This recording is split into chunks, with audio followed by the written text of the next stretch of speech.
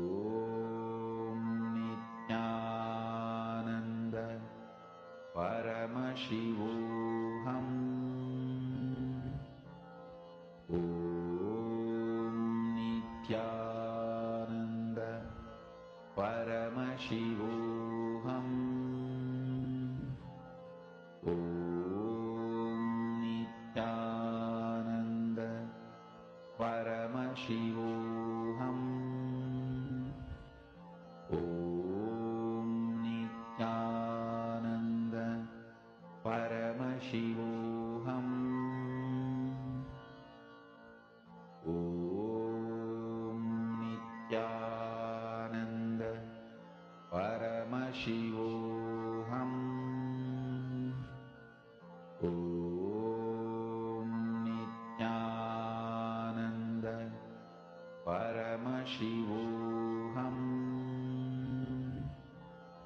Om Nithyananda Paramashivoham. Om Nithyananda Paramashivoham. Om Nithyananda Paramashivoham. Om Nithyananda Paramashivoham. Om Nithyananda Paramashivoham. Om Nithyananda Paramashivoham. Om Nithyananda Paramashivoham. Om Nithyananda Paramashivoham. Om Nithyananda Paramashivoham. Om Nithyananda Paramashivoham. Om Nithyananda Paramashivoham. Om Nithyananda Paramashivoham. Om Nithyananda Paramashivoham. Om Nithyananda Paramashivoham. Om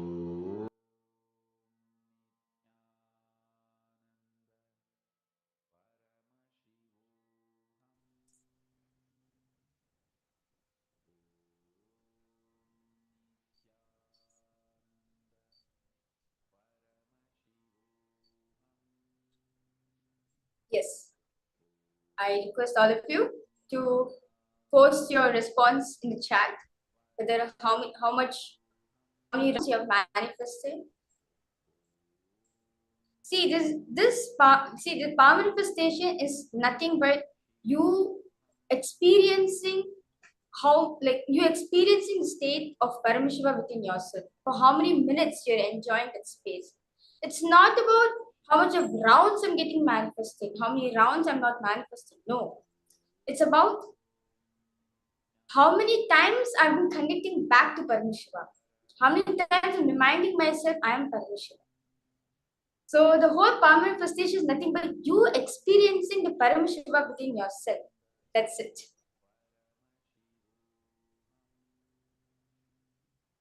Now, we're all going to be getting ready for one of the most important sessions of the day. Like I shared earlier, today we have a very, very special exclusive initiation. Initiation into the power of being able to sculpt your body consciously, design your body consciously. But is that really possible? How is that possible and what is the software behind it? That is what we're going to be learning in the next session.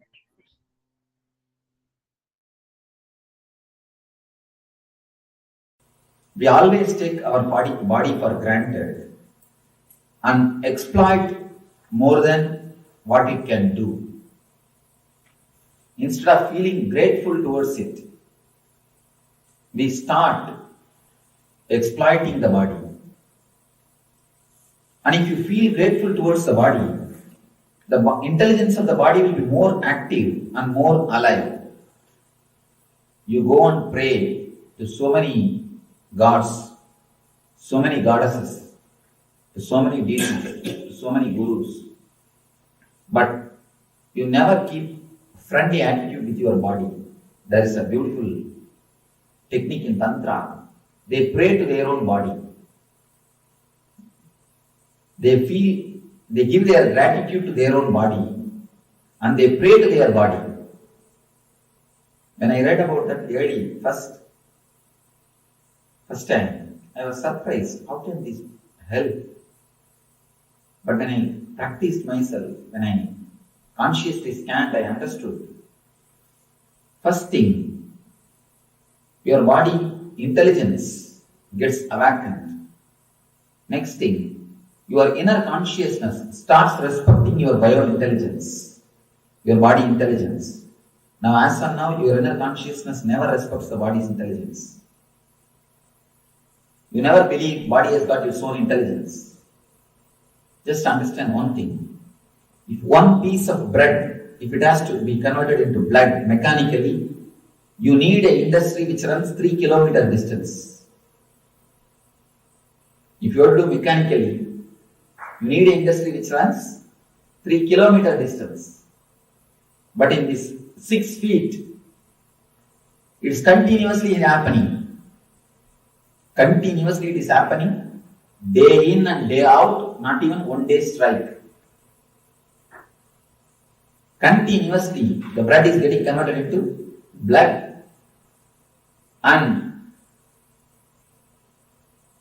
doctors say, the process which happens through your mind, inside your brain, if that has to be done through computer, you need a computer which is at least 10 times bigger than a normal house. 10 times bigger than a normal house. The sound which will be created by the computer will be equivalent to the sound of one city. One city. What is the sound one city creates? That much sound will be produced. But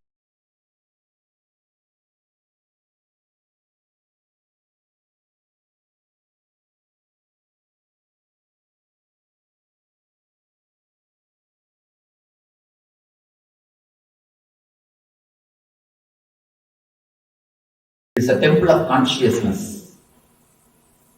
So, before going to hundreds of temples, hundreds of gurus, start feeling grateful to your body for accommodating your being on this planet Earth. And start praying to your body to be more happy and to guide you more clearly in the path of sadhana. You may feel strange because always you only look down upon your body. Always you disrespected your body. And the so-called spiritual people also continuously teach you to condemn your body. Condemning the body only makes you schizophrenia. It's like you try to pull your own shoes and you try to fly. Can you fly by pulling your shoes? You can only fall. So, feeling grateful to your body is the ultimate devotion. Praying to your body is the ultimate prayer. Because consciousness is Atman. Consciousness is God. Which is the object available to you, which is nearest, very close to the consciousness. Your body is the only object which is available to you, which is very close to consciousness. The deity in the temple is also close to consciousness, but your body is much closer to consciousness than the deity in the temple. So your body is more worthy, your body is more sacred, your body is more divine than any other god or any other temple on this planet Earth. One important thing you need to understand. Why we disrespect body? First thing, we have the idea about beauty. We always have some model in our mind. So we try to become that model. When you have somebody as a model, you don't have a deep respect or love for your body. You don't feel comfortable with your body as long as you have some model. You try to become that model. You try to do makeup, or you try to behave, or you try to live like that model person. As long as you have model, you will not be happy unto yourself. You are beautiful to yourself. Why should you bother? Why should you care for some other model? If he is beautiful or if she is beautiful, it is for him, not for you. Your body is the closest mechanism available to you. Even if he is beautiful or she is beautiful, it is his body. It's not your body. Why should you have hatred to your body by getting attracted to that body? Most of the time, when you feel attracted to some model, you start hating your body. You also want the same kind of body. You also want same type of body. So naturally, you create tension in your body. From the young age, you are taught to become like somebody. You are given so many fantasies, so many ideas. You should look like this person, you should look like that person. This is the idea of beauty, that is the idea of beauty. The ideas about beauty enters into your mind and you start disrespecting your body. You start misbehaving with your body. The moment you think, you feel somebody else is beautiful, you want to become like him or like her. Avoid and drop the ideas somebody is beautiful and somebody is not. You are enough unto yourself. You are enough unto yourself. You are beautiful for yourself. Why should you bother somebody else's beauty? Why should you bother about somebody else's body? First thing, feel totally homely with your body. Feel totally relaxed with your body.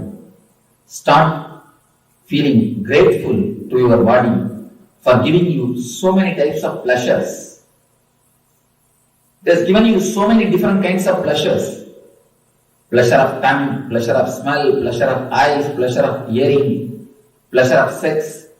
So many pleasures are given to you because of your body.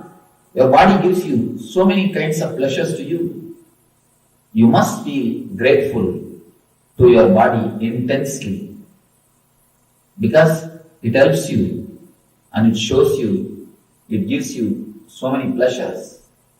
Next thing, pray intensely to your body to guide you, to lead you to Nithyananda state, to help you keep more healthy, to help you more happy, ultimately to help you totally be in bliss.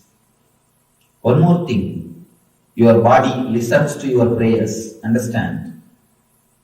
I have seen so many times, I tell people, if you are having knee pain, just pray to your knee.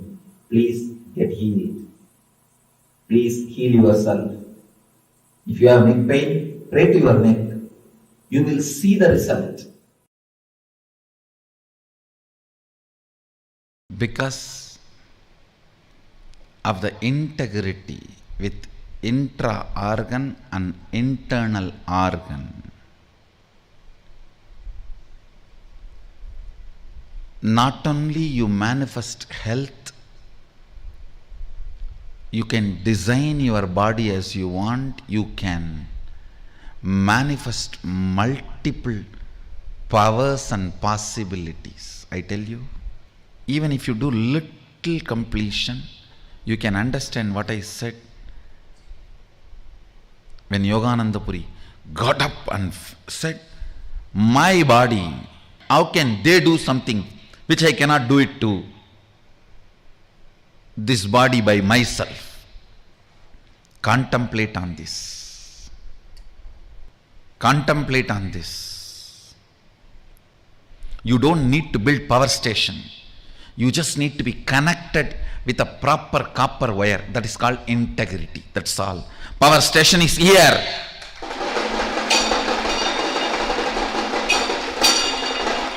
Eternal atomic power station.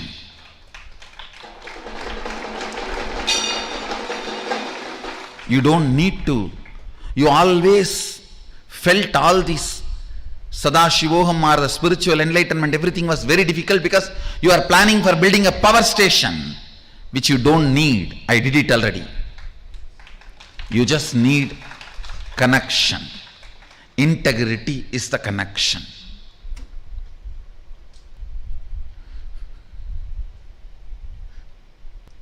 I'll give you a little detail when I say what do I mean by integrity to your internal organs and intra organs. When I say integrity to your internal organs, feel all the time you own them. You own them. So whenever there is a food taken which puts you in depression, low mood, do not eat that food again. When there is a action done by you which disturbs that internal organs, don't do that again. It may be as simple as smoking or as difficult as heroin. It can be as simple as smoking to as complicated as heroin. Whatever. Anything which is putting you powerless space, don't do that again. That is what is integrity to your internal organs. Same way, when you utter a lie knowingly, or when you give a word knowingly that you are not going to fulfill, the harm you cause for your walk, you can see it very clearly. Don't do that again. Sit and finish completing all the past. No need to have a lifestyle where you are hurting your walk and internal organs. No need. You don't have to take up that kind of a profession. Knowingly. There are tons of professions where you can do sweet things, make money, live your life happily, blissfully, be out of the matrix. There are thousands of things you can do it without harming your walk, harming your intra organs, anandagandha. Integrity to the internal organs and intra organs. For example, if you eat non-veg, you feel dull, tired, heavy, then decide, I am going to complete with this pattern. What is it that pulls me to eat non-veg? Is that the food, the way it is presented, or the tongue, the experience of the tongue when I am chewing? What is it? Find that pattern and complete.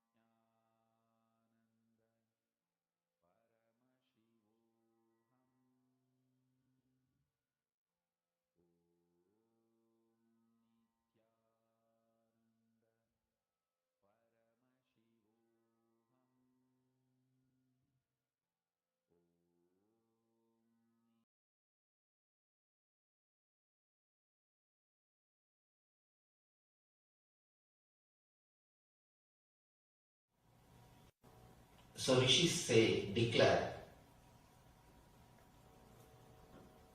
any disease is nothing but a cloud in your body, in your mind. Just like clouds, this also will pass, this also will move. We work intensely to cure once we fall sick, but somehow we don't try to prevent, because when you are healthy, you take your body for granted. You take your health for granted. When you are healthy, you don't even remember your body. The definition of health is, if you are able to forget your boundary, you are healthy. If you are able to forget your body, you are healthy. There's a beautiful saying in Taoism, when the shoe fits, leg is forgotten. When the belt fits, belly is forgotten. When the chain fits, neck is forgotten. You forget. If you are healthy, you forget your whole body. You don't remember your body. You don't remember your boundary. You don't think that I should do something to maintain my health. One more thing. We always think no diseaseness as a health. If you are not going to any hospital, if you are not taking any medicine, if you are able to manage your day-to-day routine without any medication, you think you are healthy. But according to me, the definition for health is a positive well-beingness. It is not only no diseaseness. No diseaseness is only one part of health. There is something more to health than simple no diseaseness. The positive well-being. Positive well-being more than no diseaseness is what I call health. Life. If you look at the life from the point of view of the masters, ancient masters, the rishis, they say it is just to be lived in a blissful way. They say Anandam Brahma Navyajanat. There is a quotation in Sanskrit. It means existence is bliss. Don't waste it by missing it. Existence is the very existence. Your very life, your very breathing, your very living in this body is bliss. They say the body is filled with nectar, with bliss. The very life is bliss. And then they advise, please don't waste it by not enjoying it, by not experiencing it. Once you start feeling I am the body, you start feeling the boundary. Feeling the boundary is nothing but sickness. When you forget the boundary, you are in health. When you are totally healthy, you don't walk, you just feel like flying. In Zen Buddhism, they say if somebody walks, he cannot be Buddha. Buddha floats. Means don't think you'll be flying, literally. It more means not a physical flying, it's a being which floats. When you are really healthy, when you are really blissful, when you are in ecstasy, you don't walk, you just float. Because your being is so light, so beautiful, just like a flower, you float on the planet Earth.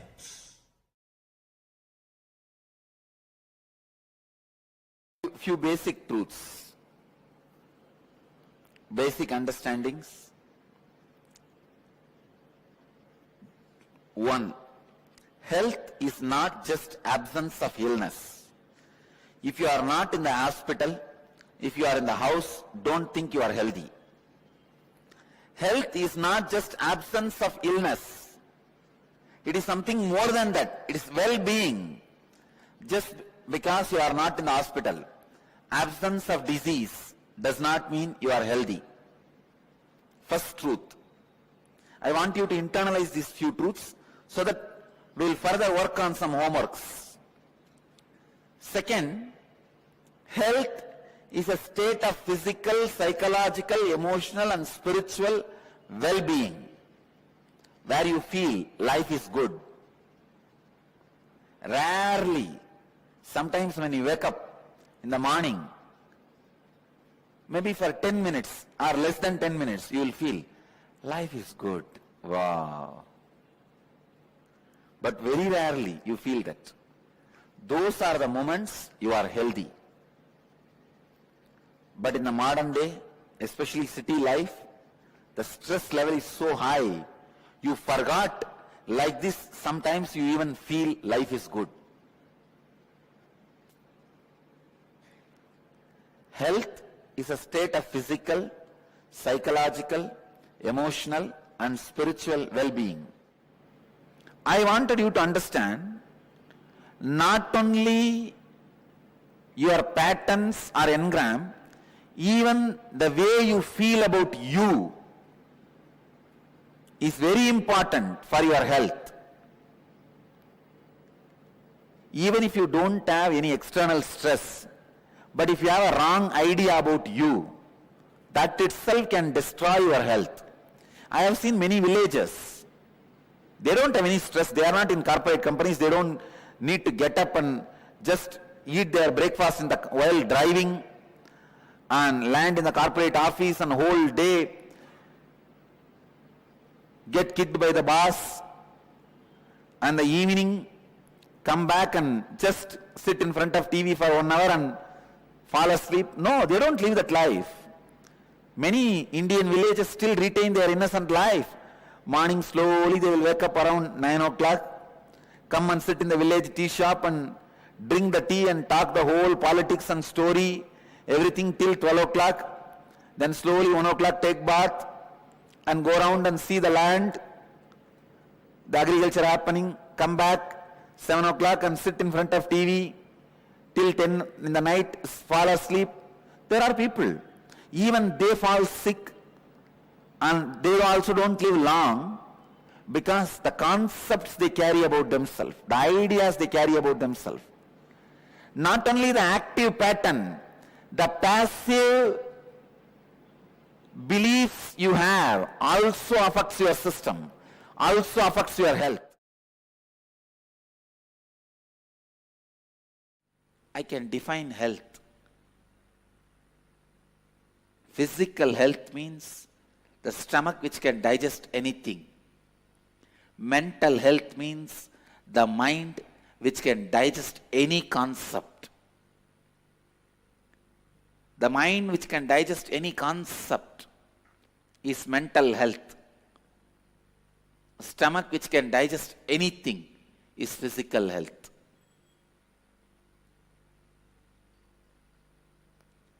Consciousness which can digest anything happening in life is spiritual health.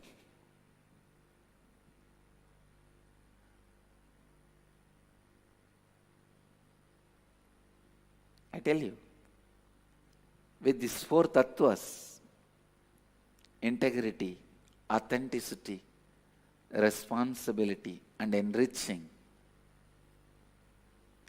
first thing will happen, you will have physical health. You will have physical health. If your intestine muscle memory can taste the healing, pleasant feeling which comes when you practice these 4 tattvas, I tell you, you are successful in the life. You will be successful in the life. Because only when your root thought patterns are complete, your intestine can taste the power of these four tattvas. Till then, your brain may taste, but not your intestine.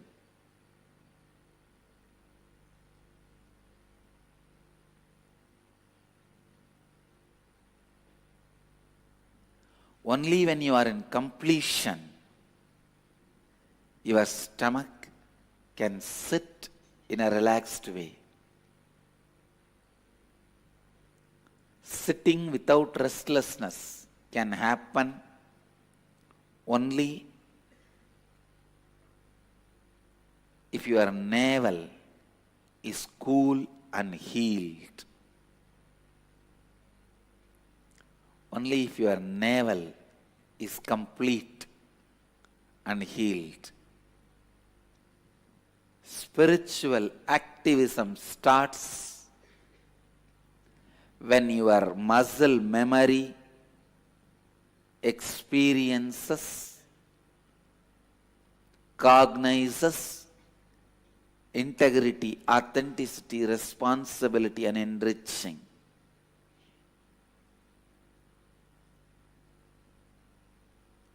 I tell you, if you start living integrity, authenticity, responsibility, and enriching, first thing, the hundreds of questions you have, you will discover answers. So first thing, physics of conscious sovereignty. Conscious sovereignty is the ultimate of life.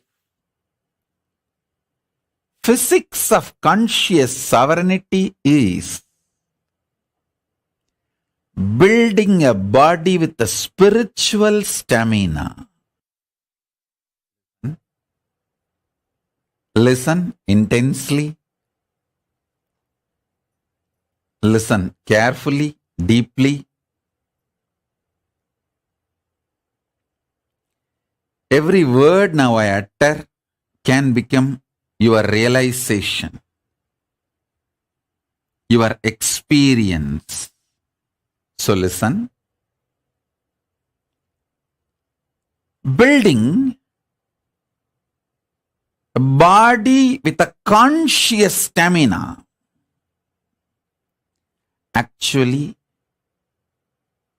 building a body with a spiritual stamina, conscious stamina, is very easy job.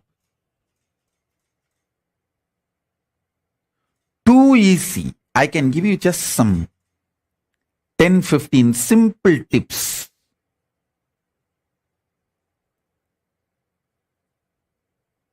If you start following for few days, automatically you will build a body with a conscious stamina which can manifest Paramashivatva.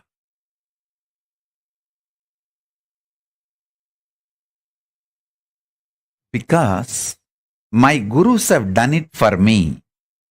I know the precise methodology. Without wasting much time, I can teach you. Many instructions, tips I would have given you. Please add castor oil in your food every day, at least 1 teaspoon. See, don't add too much castor oil, then you may feel dehydrated, tired. At least 1 or 2 teaspoons per day or per meal. See, if you are taking only 1 meal a day, then go for just 1 teaspoon, not more than that. So based on the food intake, choose. These are 2 simple instructions. It's not something very difficult, complicated, very simple. I tell you, I can give you 1 or 2 examples. When you start having spiritual stamina, conscious stamina. You will carry such an amazing space. Anyone can ask anything.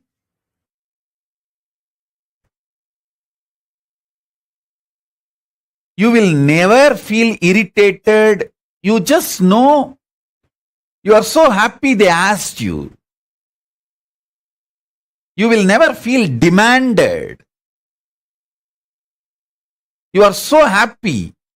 The people come into your space.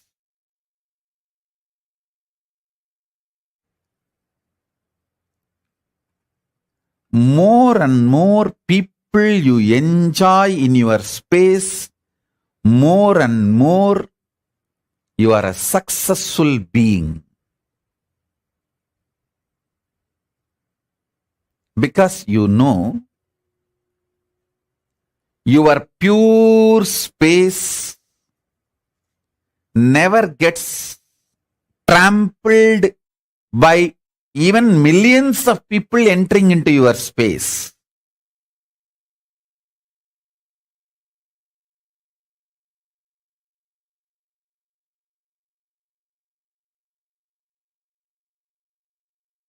The conscious stamina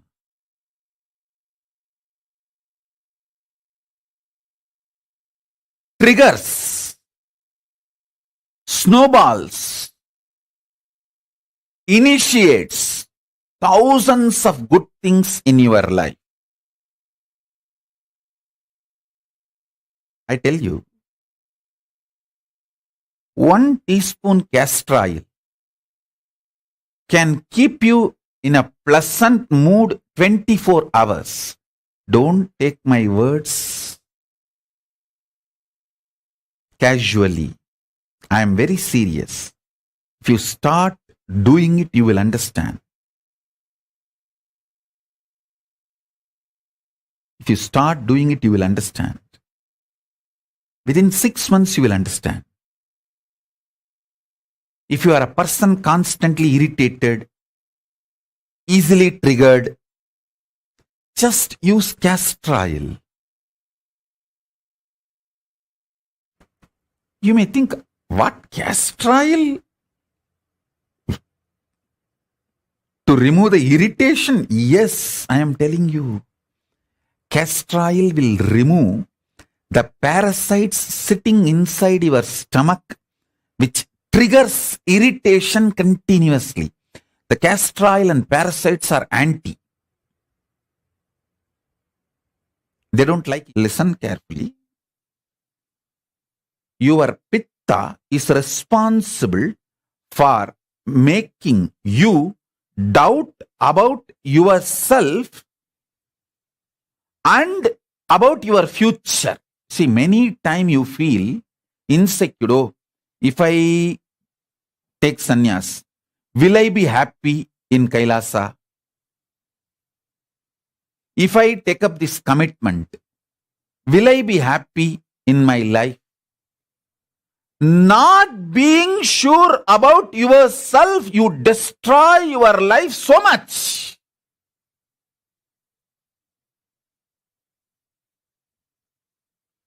So many wonderful things in your life is lost because you don't feel sure about yourself.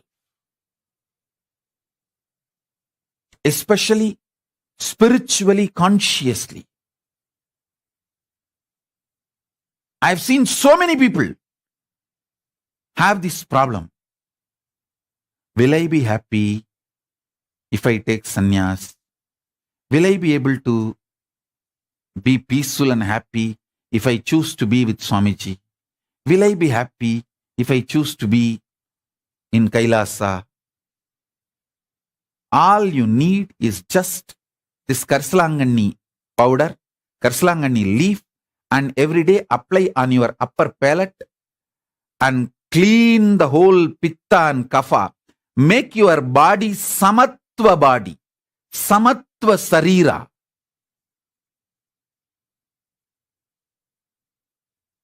I tell you,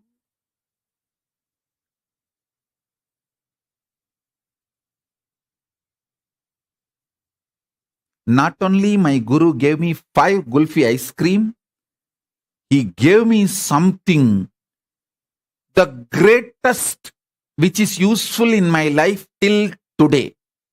That is using Karsalangani and taking out all the pitta and kapha and making me balanced. Listen, whenever your internal organs are strong, your breathing becomes strong.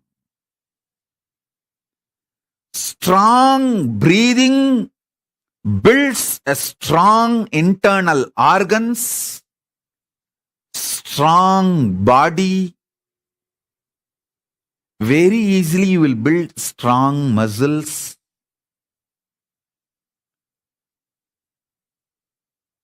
Karsalangani powder, taking it in your thumb, applying on the upper palate and cleaning all the kapha and pitta is such a simple act. It's not at all difficult. Karsalangani is available even in Amazon nowadays. That powder. And it's available in every village home in India. In every village, you will see Karsalangani, Ponnangani, Murungakira. Add all this stuff in your life every day. Karsalangani, Ponnangani, Thuduvala, Murungakira. Just the simple instruction. I tell you,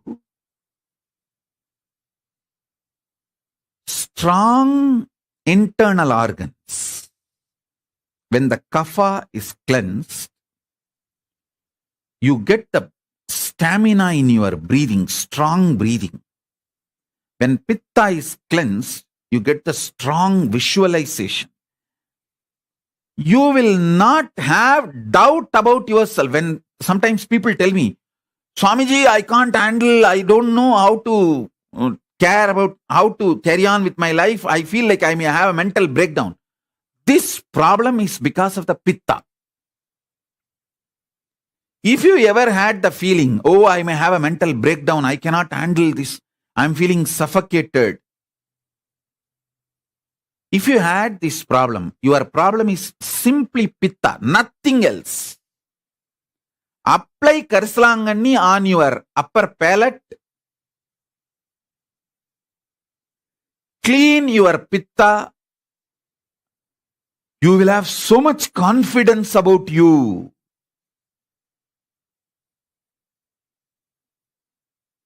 You will have so much confidence about you.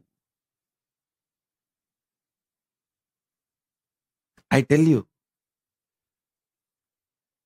you may never imagine such a simple acts can solve such huge problems in your life.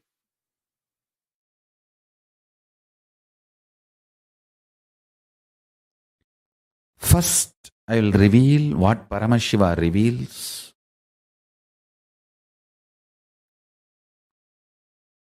The sacred secrets to have successful relationship with yourself. Listen intensely.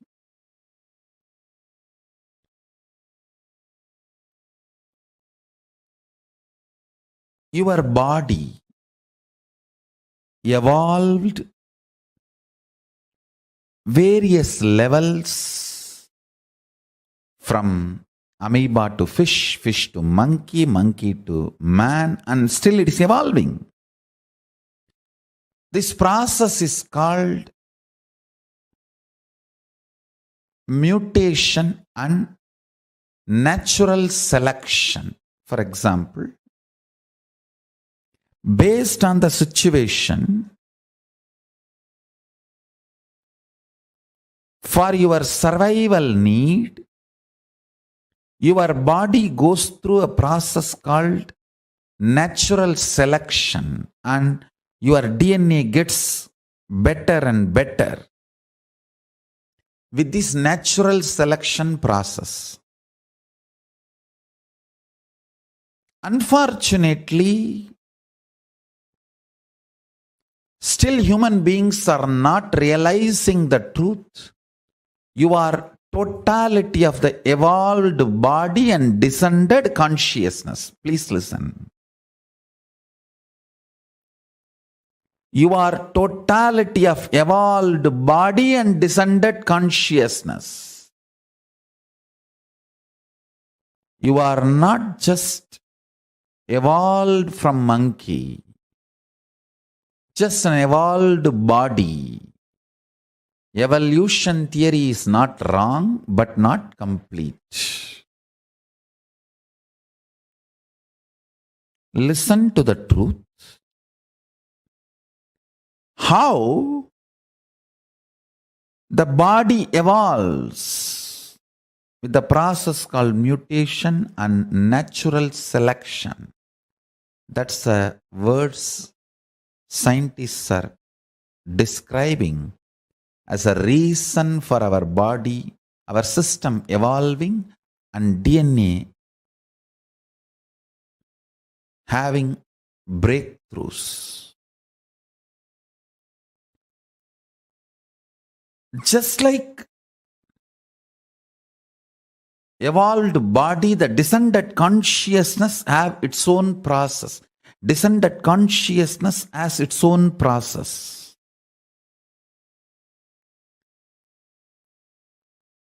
In the body, it's called natural selection. In the level of consciousness, I'll give this process, the equivalent of the natural selection process happening in the level of superconscious descending. I'll give the title of, listen carefully,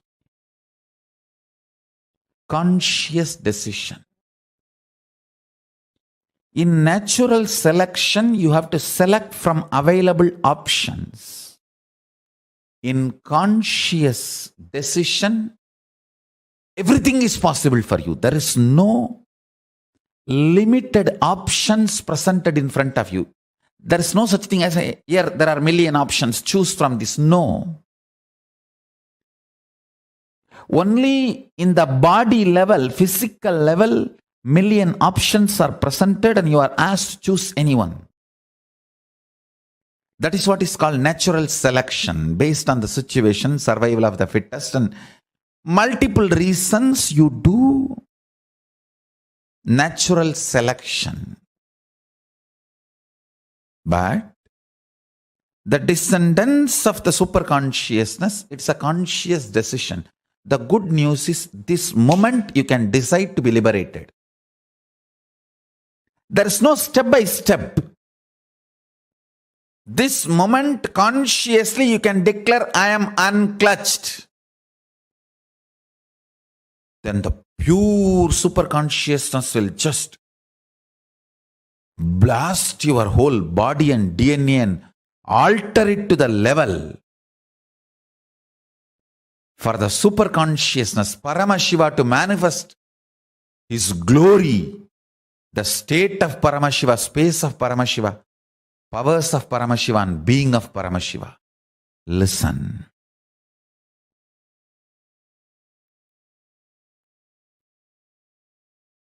Natural selection and conscious decision, if you understand these two, you know how to create a right communication and relationship with you. If you cognize yourself only as a descended consciousness, you are not complete. If you cognize yourself only as a evolved DNA, means evolved body, primate species, you are not complete. You are neither just an evolved body nor descended consciousness. You are both. If you understand you are a descended consciousness, you will blast yourself within the system you are carrying. You will explode yourself within the system you are carrying. You will alter the whole system from natural selection to conscious decision. Understand? If you are too much cognizing yourself as a body, you will push even superconsciousness to the natural selection process. If you cognize yourself too much as descended consciousness, you will liberate even your body with a conscious decision process. Understand these two: natural selection and conscious decision.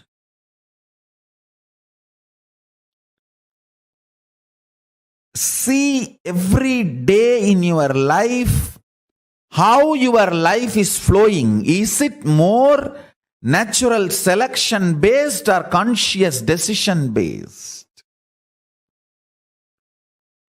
In reality, you are consciousness and body together. Even after liberation, as long as your body is functioning, you are together.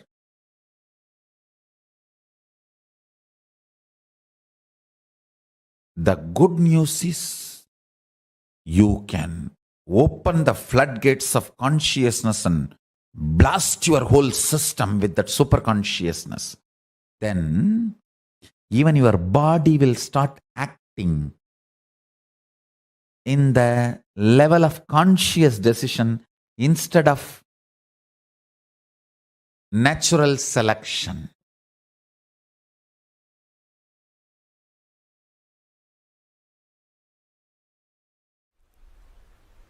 Actually, I feel that whole thing, all of you in front of me, and this whole hall, this mic, everything, this throne, everything, kind of a liquid, semi-solid, where the bhava freezes into matter, where the ideas becoming idols. In that space, I can see the whole operation happening. From this space, I want to give you one advice. Please understand. Whatever you believe, your body makes that into reality. I can see from this space, if somebody believes sannyas is too easy, just body builds its structure, its DNA, to make sannyas simple and easy. If somebody believes it is very difficult, complicated, structure starts making that same thing, and you have a fear, it is very difficult, but you want to believe willfully it is easy, then that will persistence just swallowing that fear, like a saraba swallowing the simha, like a dinosaur swallowing sharks. I can see the will persistence swallowing the fear.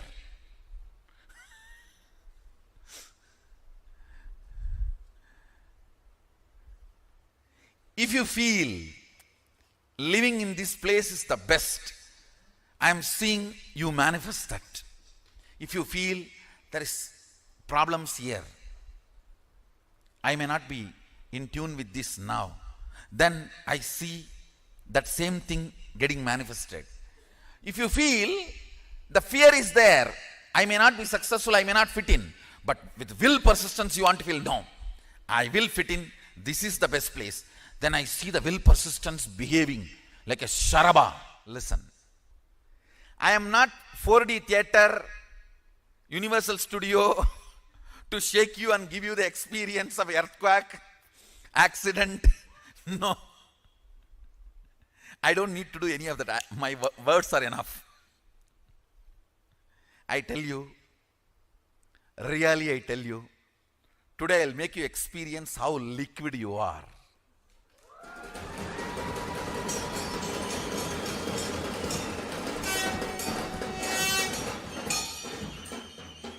You can touch and feel everything is in the mercury state. The way you want it to become solid, it becomes solid.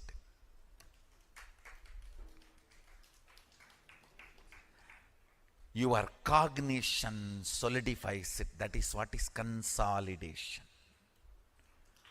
Your cognition solidifies it, consolidates it. Sit as pure consciousness. If you don't know how to visualize it, you can decide to visualize Mahasadashiva. The form here carved with thousands of heads means all the heads here are your heads.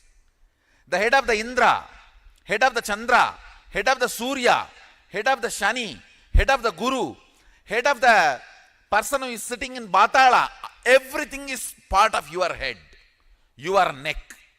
All those identities are your identities. Sit with that cognition. You may not know how to come to the conclusion about consciousness. So, come to this decision, conclusion. Everyone here, everyone everywhere, every animal, everything exists. Big sharks inside the ocean.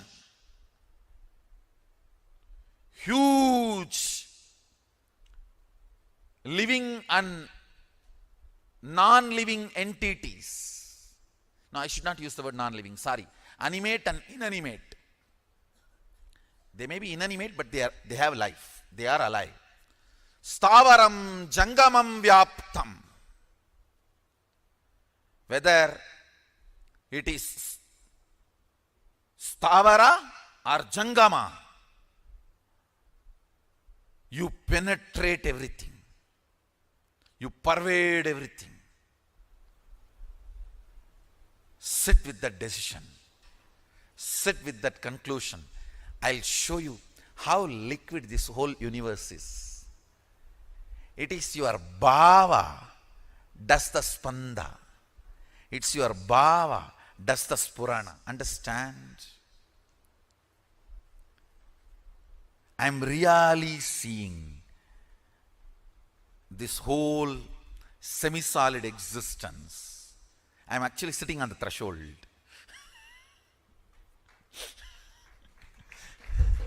Because I have to be with the reality and I have to relate with your reality. I have to be with my reality and relate to your reality. Powers are nothing but your brain deciding to believe the magical existence of you against the logical existence of you, which is taught to you by your society. See, your society taught to you only the logical existence. Your brain deciding to come to the conclusion, cognition of magical existence. Magical way of existing is what is power manifestation. That's all. I tell you. You are not the body. You are not the mind. You are consciousness. Sit with this one truth. Trusting just because I said, you will not perish. Name bhakta pranashyati. My devotees do not perish.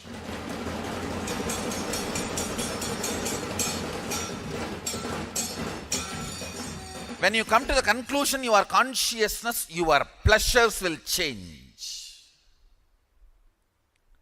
Your purpose of existence will change. why you want to exist will change. I tell you, whatever you feel as you, whatever you concluded as you, whether you like it or not, just by your breathing you spread that. If you are joyful, by your breathing you spread that.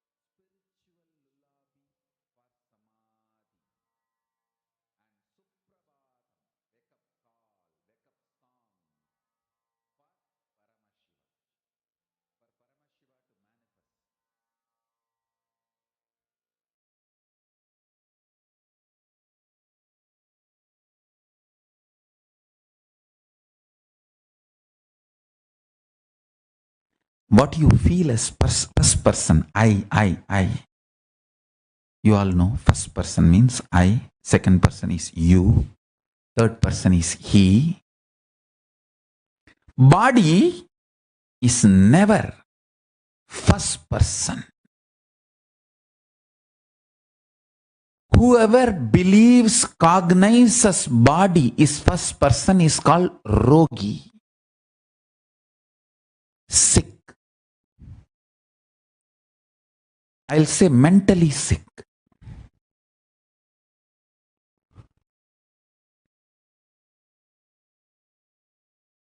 Not just physically, mentally sick. Body is never a first person. That is a first cognition you need to have. For a practicing Hindu, all practicing Hindus are supposed to be practicing yogis. For a practicing Hindu, for a practicing yogi,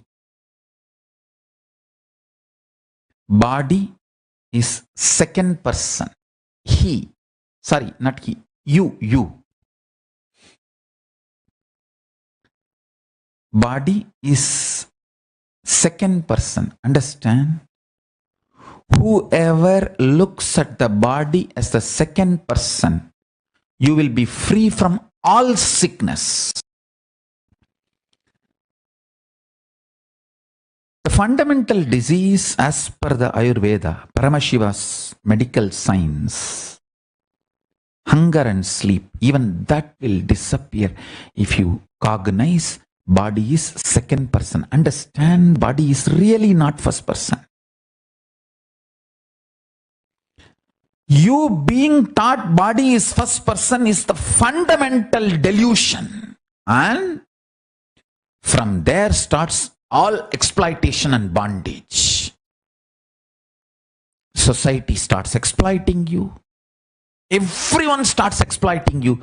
The moment you are tied with this fundamental delusion, body is first person. I tell you,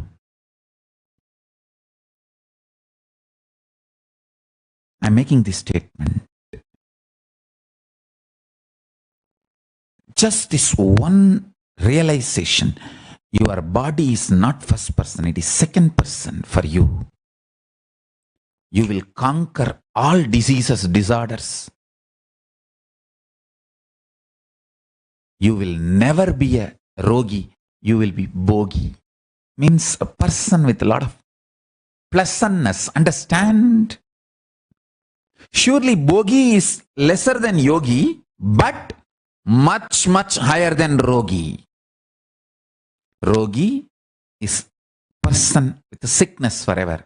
Bogi is person with pleasantness forever. I tell you, just this one cognitive shift, powerful cognition.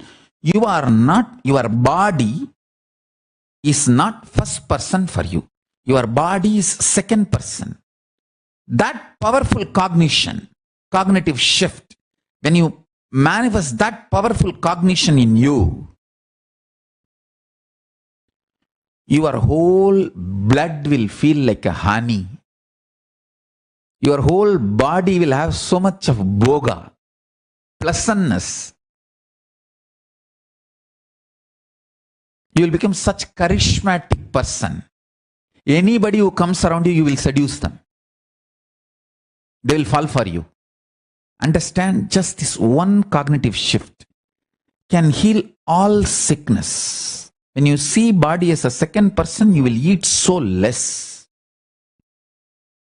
You will eat only what is needed, and the whole alignment of the quality, quantity related to food will happen automatically when you start seeing, cognizing your body as a second person. And the sleep will drastically reduce. The quantity will reduce and quality will increase, and the depth of the sleep will become turiya. I tell you, please understand.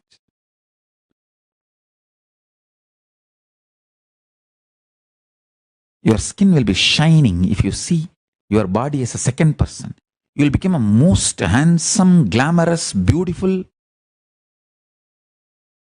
romantic, sweet person, when you see your body as a second person, you will be an amazing bogi. Real bogi is not the person who takes boga from others, who gives boga to everyone. He is the real bogi. Real bogi is the bogi who gives boga to everyone. He is extremely charismatic. Goes on giving boga to everyone. Your blood will feel like a honey when you see yourself as a second person. See your body as a second person. Understand? The moment you start cognizing your body as a second person, you are a bogi. Everything you do becomes pleasant for you and for others. From morning till night, while you are eating, see your body as a second person. Body is eating. While it's feeling tired, see, body is feeling tired. While you are feeling like sleeping, see, oh, body is feeling like sleeping. Okay, body is sleeping. Throughout the day, have this cognition. Suddenly you will see, you will become such charismatic, graceful. A practicing Hindu is expected to see your body as second person.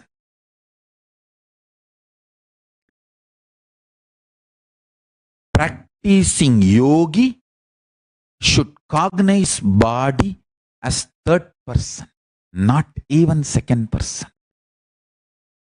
If you start cognizing your body as the third person, you will manifest all kinds of possibilities.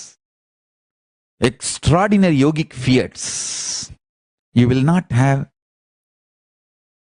fear in the muscles. Fear in the muscles is called pain in modern medicinal terms. Understand? Bhaya in the muscle memory is pain as per modern medicinal system. If your muscle memory do not have bhaya, it just will do anything it wants.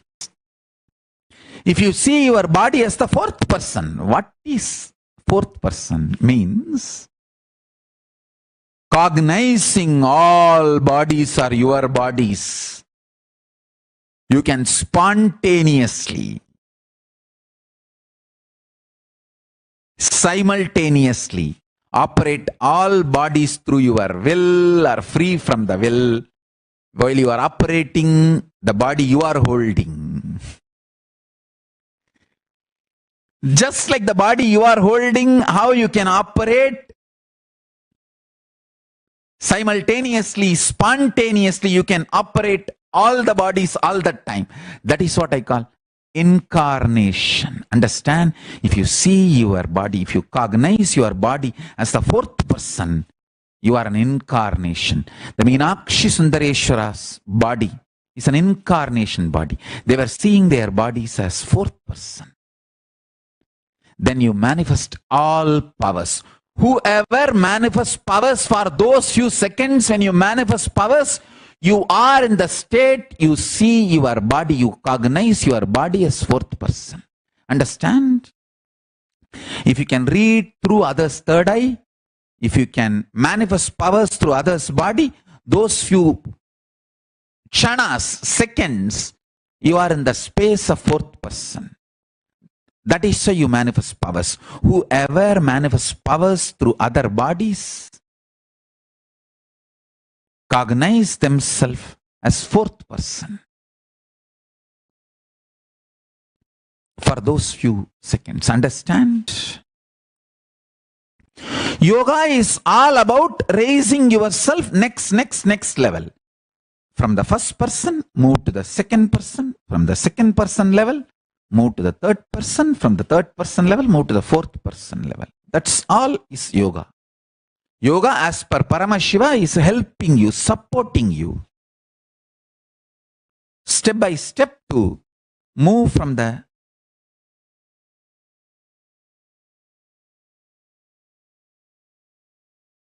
level of seeing your body as the first person to the seeing your body as second person and seeing your body as third person and seeing your body as fourth person. That's all the essence of yoga.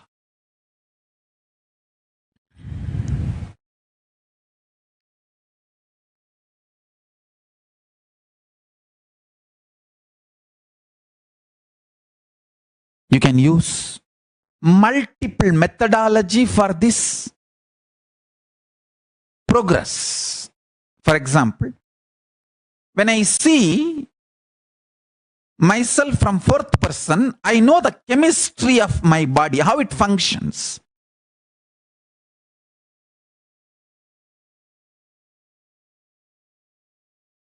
The only priority for all of you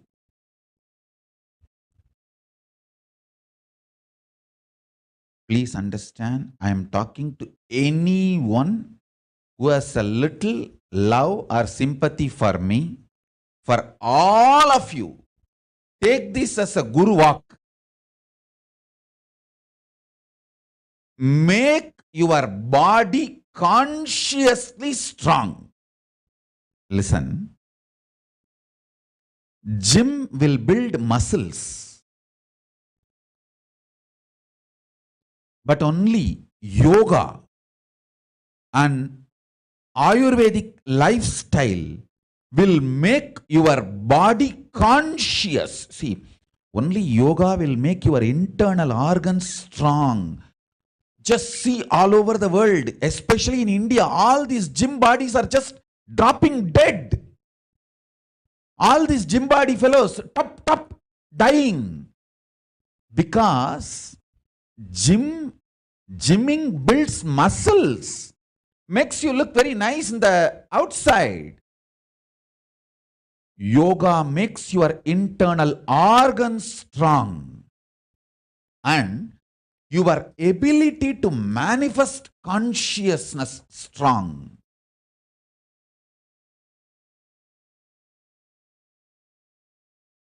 I'll describe more elaborate, detailed way, capturing exactly the impact of delusion on individuals. See, when you go to deep sleep state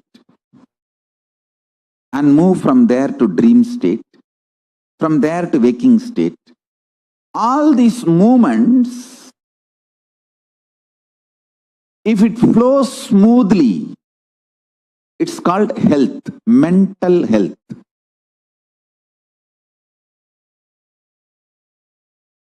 Your nervous system is strong enough to handle your identity. Understand?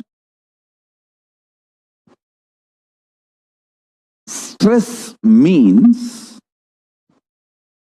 your nervous system's inability to handle what all you consider as you and yours. That is stress. I am giving you the definition of stress as per yogic tradition, as per Hinduism. Hindu definition of stress. Whatever you consider as you and yours, your nervous system's inability to handle it is called stress. I tell you, every situation you feel irritated, angry, violated, intruded, just don't react. Be calm and look in. What is making you feel violated? What is making you feel irritated? What is it that is getting into your nervous system? What is it that constantly shakes you? If you see, you will understand it has nothing to do with what is happening externally. It is something triggered internally. I tell you. Getting triggered internally and reacting for it externally and making stupid decisions is called delusion. Delusion is worse than death, because death is only 1 minute happening. Delusion destroys you, which is like a continuous suffering. The decisions you make in delusion is worse than death. Death is actually nothing. It's just changing clothes. I can give you one very powerful technique, method.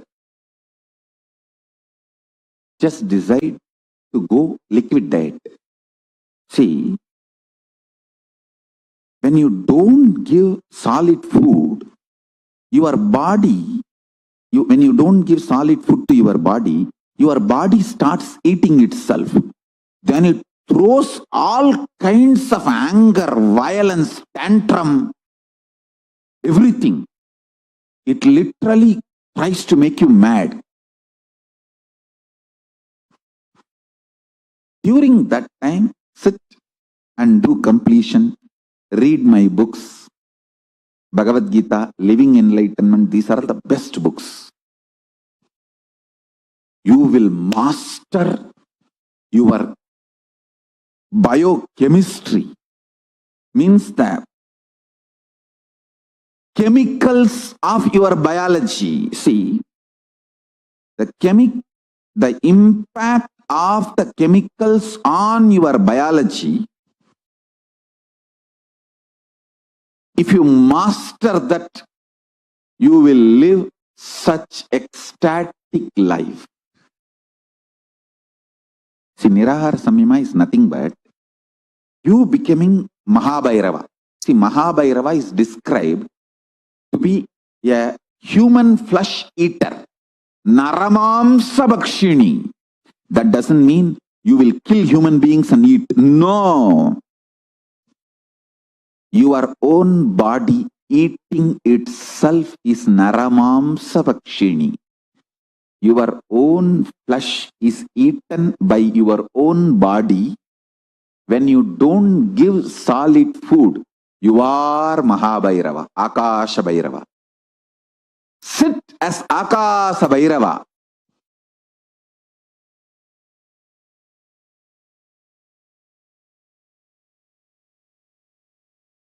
The first truth I wanted to reveal to all of you. Our biology thinks. Listen. Thinking is the activity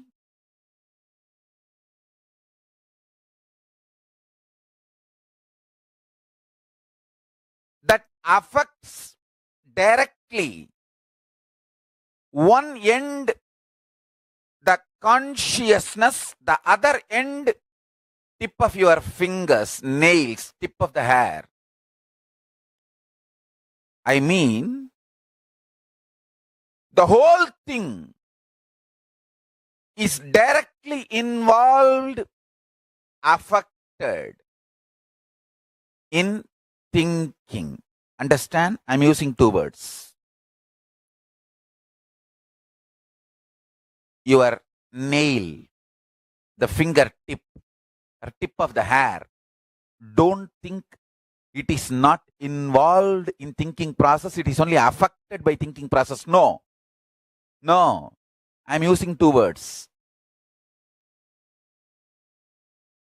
Consciousness, one end. The other end, your biology. Whole thing is involved, responsible, and affected by your thinking. Involved in your thinking, responsible for your thinking, affected by your thinking. Understand, please understand, do not think only your mind thinks, or only your neurological parts are cognizing? No. Whenever you think, your mind thinks, you think, oh, somebody else, not me. Because you feel more grounded with your biology than your mind and other components. Listen carefully. One important dirty secret is you start thinking before even knowing how you think. You start thinking without even knowing how you think. You start thinking without even knowing how to stop thinking. These three are the dirty secrets. You start thinking before even knowing how to think. You start thinking before even stopping how to think. And you start thinking without even knowing how to think. Without knowing, before knowing, without knowing how to stop. All these three is responsible, sure shot, sure recipe for this. You need to understand your biology thinks. Means the whole system thinks. That is when, only if you understand your biology thinks, you will bother about the food you eat. Otherwise, you always think you are eating and your thought currents are completely disconnected acts. You eat all the dash, dash, dash, and you think you should be blissful. And you are supposed to be blissful. And you eat all the dash, dash. Only if you understand your biology, whole biology thinks. Length of your hair matters. It impacts your thinking. That is why the jata. Jata is directly involved in awakening your consciousness. Paramashiva is not sadist. He will never give any instruction if it is not absolutely required for your enlightenment. If it's not going to be absolutely supporting your enlightenment process. Listen carefully. Your biology thinks. Consciousness to biology. Whole spectrum is involved, responsible, gets affected by your thinking. Your whole biology is involved in thinking. Apply this cognition in your whole life, in every level. Now, then your sleep becomes important component of your life. If you are not earning enough money, there is something seriously wrong in your sleep. If you are not enjoying the real pleasures of life, there is something seriously wrong in your digestion. Because your whole biology thinks. Understand? If you are not manifesting enough wealth, have Haritaki powder. Because your biology thinks. Don't think your wealth and your constipation is unconnected. No. If you are not having blissful, happy relationships, decide to have jata. Don't think not having jata and unhappy relationships are unconnected.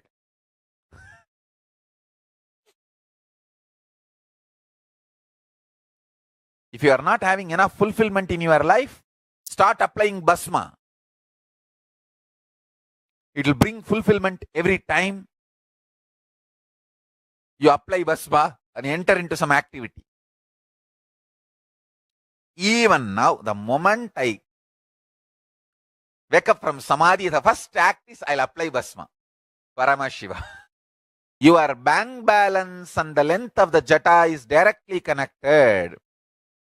your pleasure, your ability to enjoy the pleasure and the way you apply bhasma on your forehead is directly connected. The cleanliness of your stomach inside, I am talking, not just outside, inside, is directly involved in your job promotion. Sometimes when somebody comes for promotion, Kalabhairava says, have Haritaki powder for 10 days. You may think, Haritaki and promotion, how they are? You do not know. You may know logic of life, you may not know the Sankhya of life. Sankhya is multi-dimensional logic of life. Multi-dimensional rational of life is Sankhya. Your whole biology thinks. The whole spectrum, one end consciousness, the other end tip of your finger, tip of your toe, tip of your jata. The whole spectrum is involved in thinking, living. The whole spectrum is responsible for living, life happening.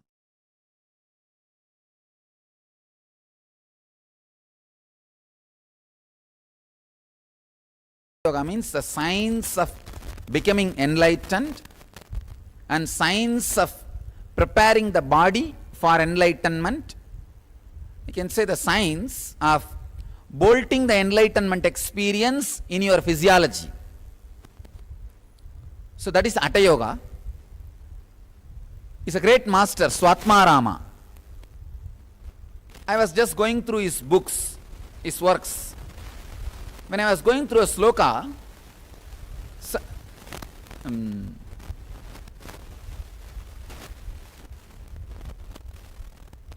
was such a powerful sloka. It was talking about the technique of changing the very shape of your body, the very physiology, just by altering the breath, nothing else.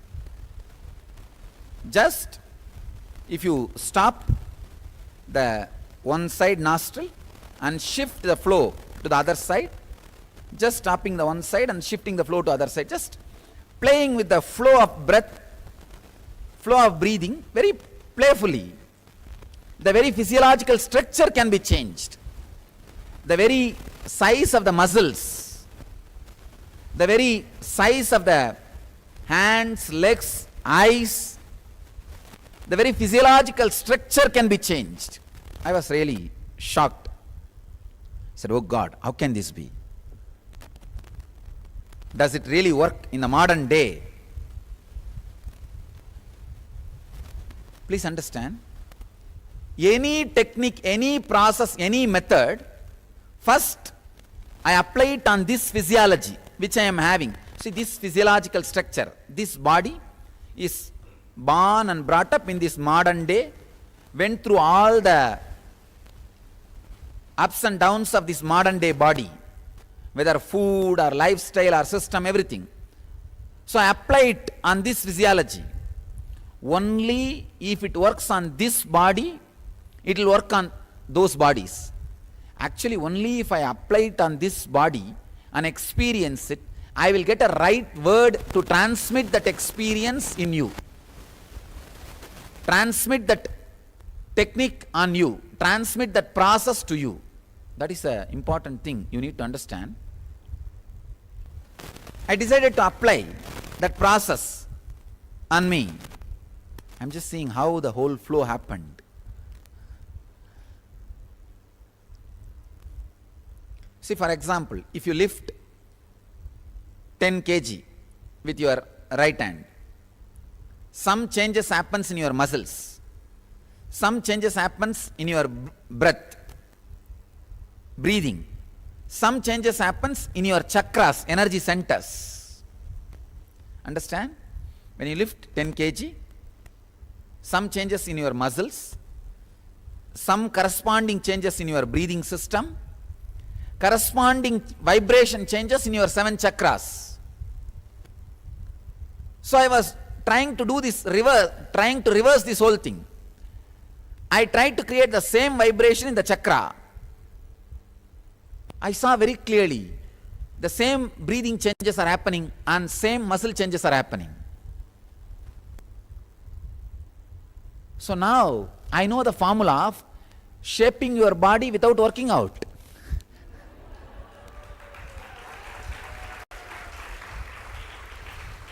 You don't need to work out.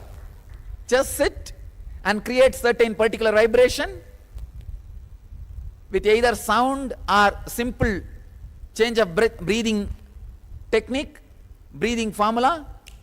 You can build your muscles. You can build your body as you want. It was such a strong revelation. Oh God. And I tried for 2-3 days. I could literally see body bulging or shrinking. So suddenly I got an idea. Why not make a mystical body? Body itself so mystically. So the whole right side should look like masculine. If they photograph, it should be very masculine, manly, and the whole left side should look like Devi, feminine. Just all I did is 24 hours played with the breathing. I literally saw one side separately bulging and becoming masculine, the other side becoming thin and just feminine grace. Just 24 hours. I thought, oh God, what a science. What a great science.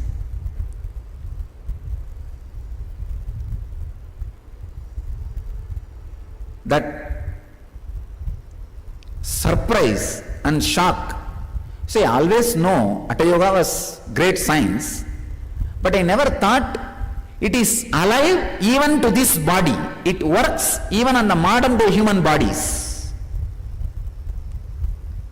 Then this surprise became excitement. I went on scanning 200 different techniques from Hatha Yoga. Download, work, scan and see how it directly either leads you or keeps the enlightenment experience in the body. So I saw very clearly how the non-mechanical parts of the brain is awakened.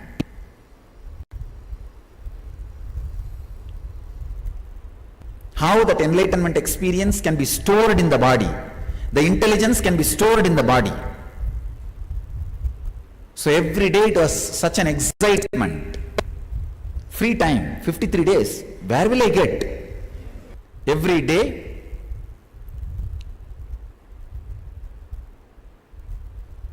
these techniques, scanning. I'll just apply it on the body and see how it responds. It takes hardly 3 to 4 seconds only for the technique to respond and express its full expression in my system. So in ordinary body it may take just 2 to 3 hours, that's all, nothing more.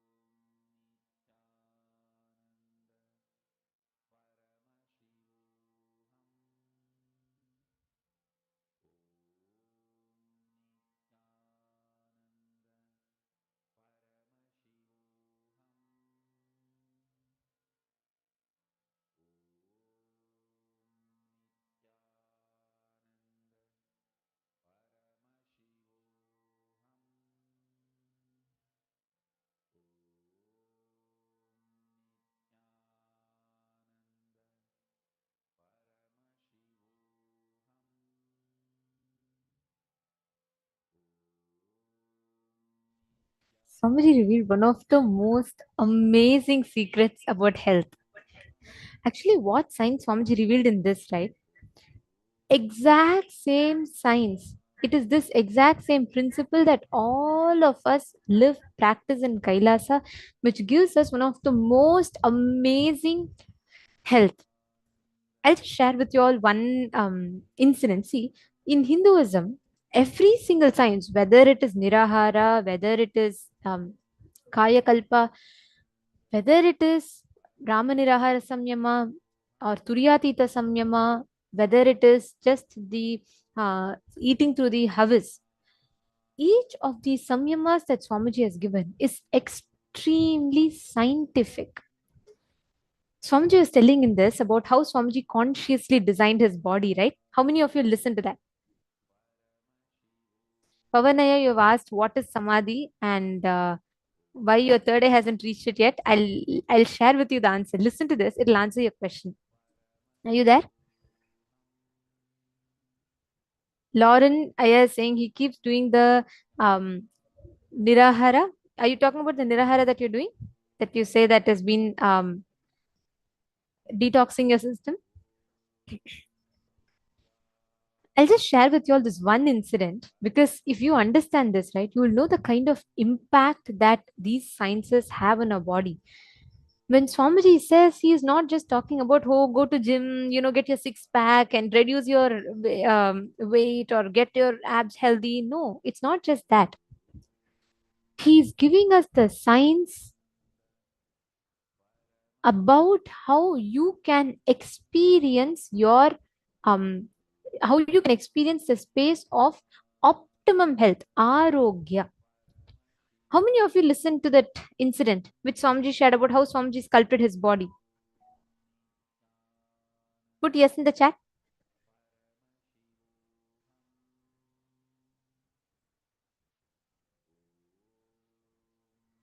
Okay, great. Now, I'll tell you one incident that happened. Vinitha Nagaraj, you'll enjoy this for sure. There was one person who wanted to, she was in construction department of the Adinam and she's an Adinavasi and she was from Australia. So she was like very well educated, but her only thing was health. Okay. Which like she used to have a lot of diseases and not diseases per se, but having a lot of like deficiencies and always weak kind of a thing. So that she used to really struggle a lot with that. She was an Adinavasi and she is an Adinavasi. And what had happened once she went to Swamiji had given the vision about the Golden Temple. So she was not able to grasp it. She said, I always face this issue. I'm not able to grasp the whole thing. And she said, Swamiji, I want to take up Nirahara Samyama. That day, Swamiji blessed her. She actually didn't even know why that statement came out of her mouth. But the moment she saw Swamiji and she listened to this revelation, she said it was like from her being. So it just came from her being that Swamiji, I want to take up Nirahara Samyama. And Swamiji blessed her, saying Tathastu. Not just Nirahara Samyama, Swamiji blessed her, saying you'll be Ita Mrityu, which means you will leave the body only when you want. You will not leave the body without your permission, which means even if you had decided to live for 100 years, your body will live for 100 years. You will not leave the body till you decide. It's called Icha Mrityu. Swamiji blessed her with this and she was like so excited, okay? And then what happened was she had a very strong fear. She was like, oh my God, I have been, I have told I'm going to do Nirahara, but then what about my nutritions? What about my vitamins? Where will I get that strength from? Where will I get my vitamins from? And she was very highly, she started getting into that kind of a thing like self-doubt. And somehow, because of one thing, she said, because I committed to Swami, since Swami has blessed me, I'm going to do Nirahara. She started. 1 week passed, 2 weeks passed, 3 weeks passed, 4 weeks passed. That fear in her completely melted away. 4 weeks became 4 months, and 4 months became 2 years, and more than 2 years she was in Nirahara. More than 2 years. Okay. And what happened in Adinam, we all have these general health checkups just to make sure all of us are healthy and we're all like proper. So we have these routine checkups done.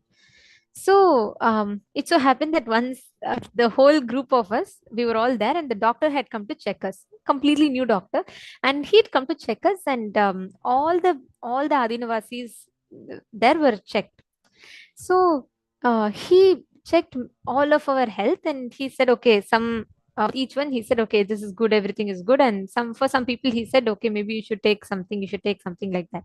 So doctor checked hers, because every one of us were like, 2 years she's been only on liquids, and she's not done anything, she's not had any nutrients, her supplements, everything she stopped. So is she healthy really? We were all like curious.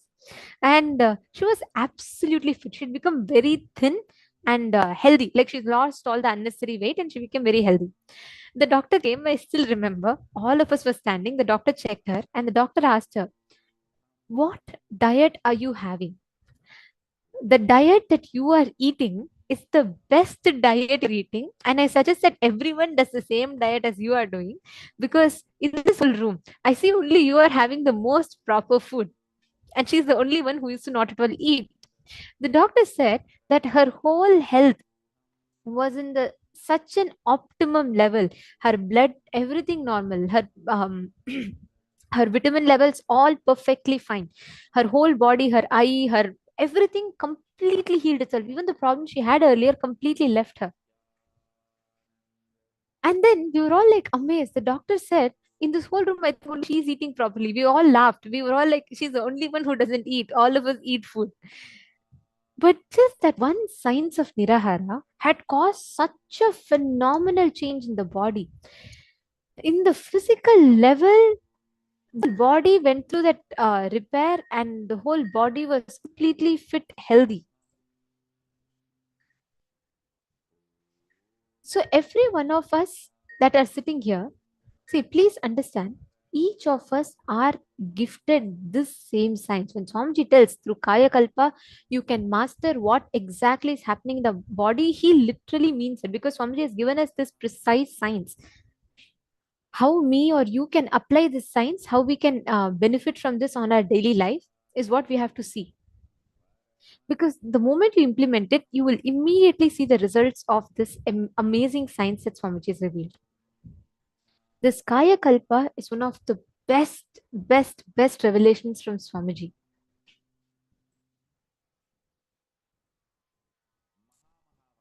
Ma Vinuta Nagaraj is saying, yes, this happened to me as well. I wanted to do 9 days of water fasting for this year Navaratri, and I do it every year, but I crave a lot and struggle very much.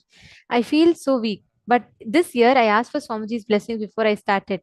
And after he said Tathastu this year, I didn't have craving or tiredness for even a single day. I felt like I can go on for another 10 days with just water. Wow. Wow. Do you see? This is the exact experience that happens with the sciences of Kaya Kalpa. Like this person's experience that I shared with you all. I saw her when she had so many diseases and so many things like deficiency in the body. But when the doctor came and this one comment, literally like all of us, even now the whole group that were there, we all will remember this, because Swamiji told her, you will have absolute health and you'll have Icha Mrityu. The doctor told only she's eating proper food. She's the only one who was not eating any food at all. That, see, our body has innate ability to heal itself. Our body has its own inbuilt ability to fix, like how our phones has its inbuilt ability. When you run the troubleshooting or when you run the fixes, it fixes its bugs automatically. It has an auto update mode, right, in apps. Similarly, whenever you do Nirahara, you are literally enabling the auto update mode for your body. It automatically starts fixing itself. Obesity, sugar levels, today they are rampant everywhere. People all struggle with this. This one truth that Swamiji revealed in this is the solution for optimum health to manifest. Today, all the participants sitting here, we're all going to be receiving this advanced power, ability to consciously design your body, ability to experience Jiva Samadhi. When you bring integrity to your internal organs and intra organs, you start manifesting the power. This is what is the power of Vak. See, when you consciously decide and sculpt your body, how does that happen? When you bring integrity to your thinking, when you bring integrity to your existence, you start tuning your body into it. I'll give you all an example, okay? Ganga, right? River Ganga. She is flowing continuously. When you bring the space of completion, when you stop deciding to stop abusing your Vak, it'll become pure. Same like Ganga. Like continuously she's flowing. All of you should know Ganga is extremely polluted continuously by the factories, the industrial waste, the stubble burning, the waste of stubble burning. All of these go into her, and continuously this chemical dump, all of it pollutes Ganga so much. You don't need to start any cleaning campaigns. You don't need to do anything like that. If you just stop polluting her for 24 hours, she will just become clean. During COVID, it's a study that they did. During the COVID, worldwide, there were lockdowns. People are all like having continuous lockdowns. So, because of the lockdown, all the factories were shut. So, the pollutions were almost 99% curbed completely in Ganga. Automatically, in less than 24 hours to 48 hours, Ganga was so clean. They published, so many newspapers published article about this, how Ganga looked cleaner, way more cleaner than it was in the last 10 years. You know why? Nobody needed to go and do some cleaning. They just stopped polluting. Same way, you don't need to worry about, oh, all my life I had been lying and how will I suddenly expect some change in my work? No. You should understand, the moment you decide, now if you make the decision, actually you will see your work will get cleansed on its own. It is not something extra for you to do. It will automatically start becoming your experience. If you just decide now, from this moment onwards, let me stop abusing my work, that is enough. That is automatically giving you the complete strength, the ability to manifest what you want. This is the exact process that all of us are going to be doing now. See, when we say stop polluting the vak, what does that mean? Your words that you utter to yourself and to others. Many times we are so unconsciously uttering words. What happens is those words sit inside our vak like the pollutant. So they sit inside your vak. They don't let you experience, express, perform at your peak capacity.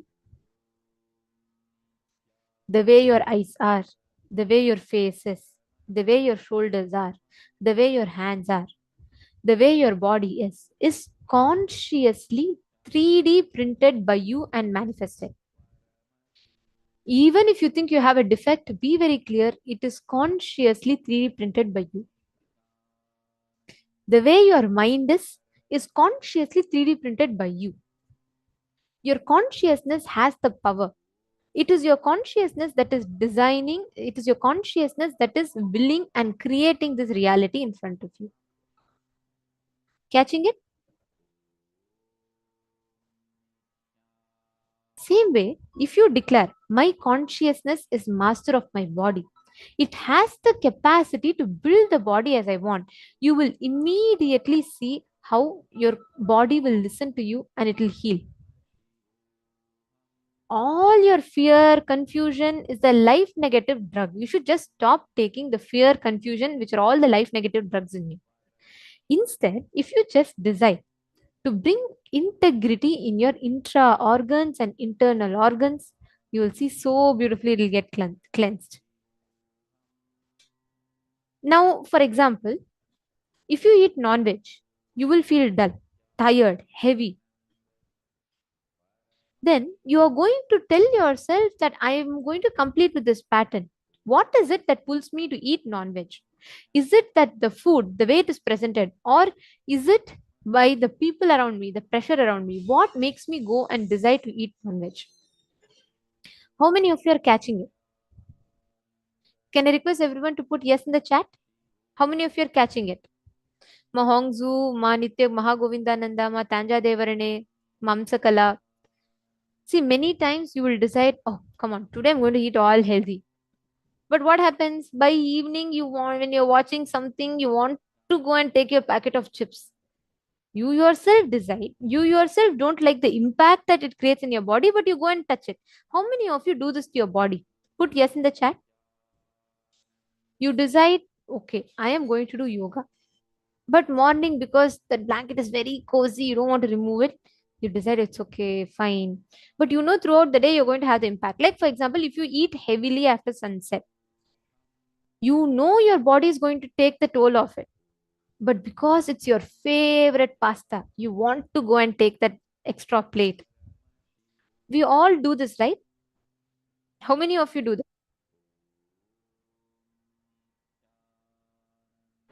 I'm seeing many people are thinking slowly, should I put Ma Kerin, Ma Mahaganapati, Ma Mala Bisun, Ma Lita Sege? Same way, when you watch your favorite movies, your eyes will crave for rest. They'll beg you for rest. They'll be like drooping.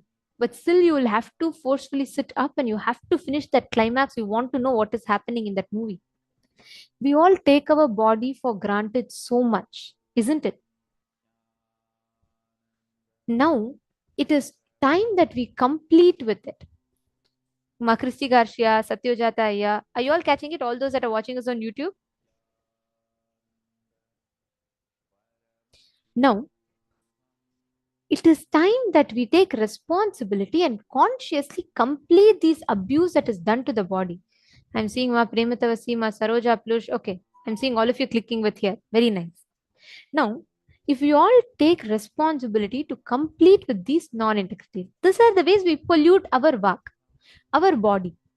Now, take responsibility to go back and fix it. Take responsibility to identify these non-integrities you do to your body.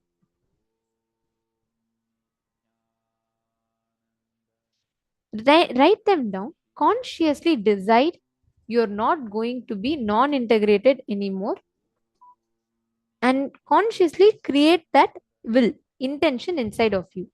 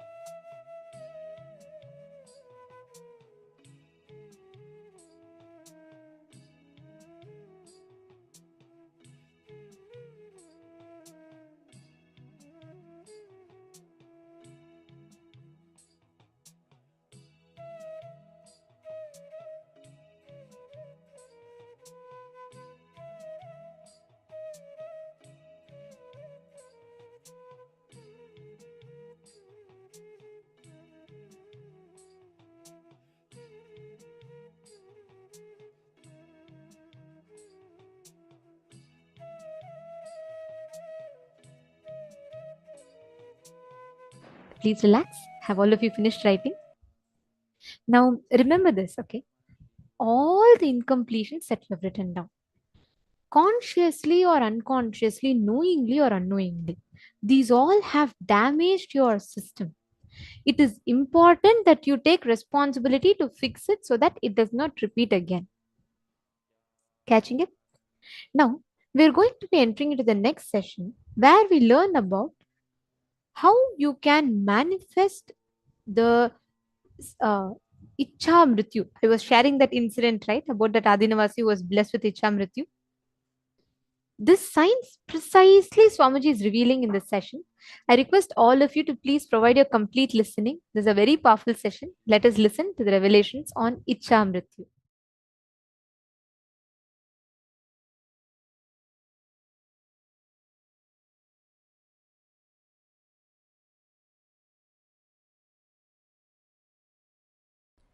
Understand, I wanted to tell you a fundamental truth. I am not claiming anything. I don't claim. With all my integrity, I can stand in front of Kalabhairava. With all my integrity, I can tell you, in Hindu tradition, we achieved immortality.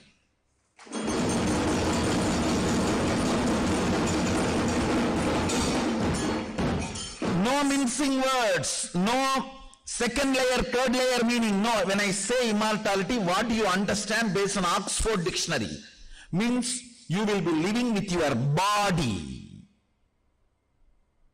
beyond time. I am talking about that immortality, not like, oh, your consciousness will be there forever in the peace. No. I am not talking the metaphorical immortality. No. I am talking about physical, what you perceive as you, even though you are confused. Even in your delusion, what you associate as you, that component, the matter, the bone, flesh, blood, muscles, which you are operating, with which you perceive, you enjoy, senses, pleasures, relationships, concepts, ideas. This body, in Hindu tradition, we achieved immortality. Understand, we are not commercialized. We did not work on making that available irrespective of any psychological commitment from the human beings. No, understand? We have not commercialized. That does not mean the science was not discovered.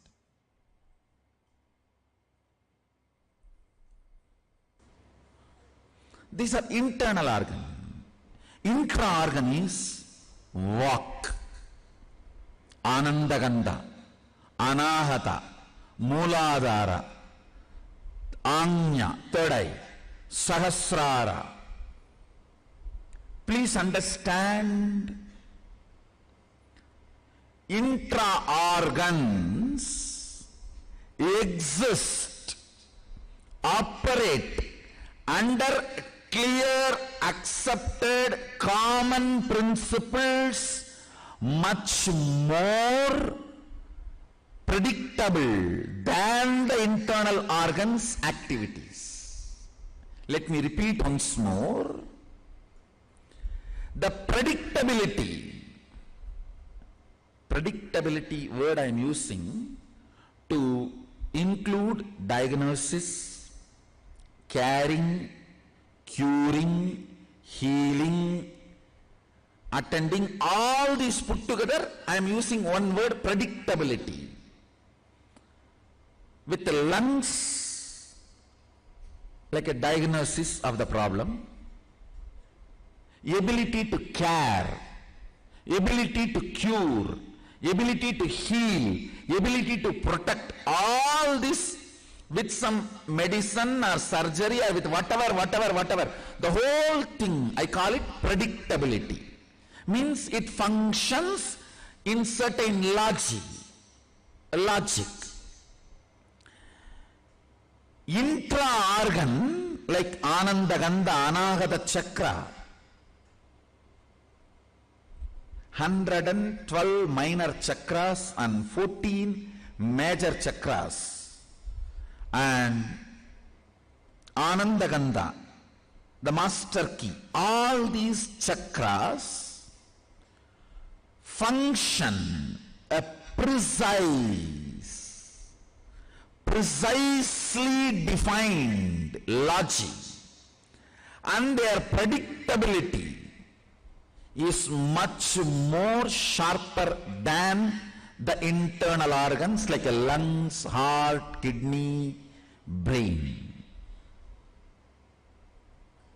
For various reasons, the science was not practiced widely. That does not mean science did not exist.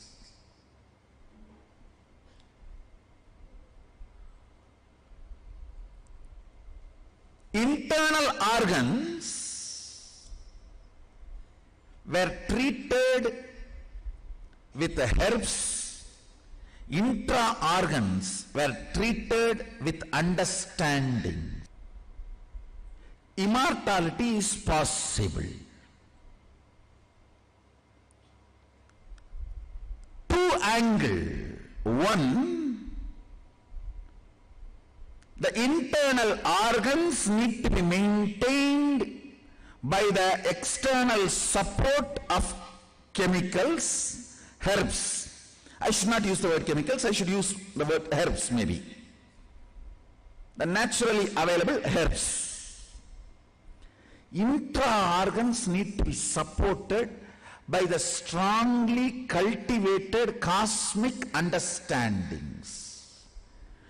And again I am reminding you about the result. I am not talking about the way the consciousness is immortal. I am not talking about the amritatva of Vedanta. I am talking about the amaratva of Agama.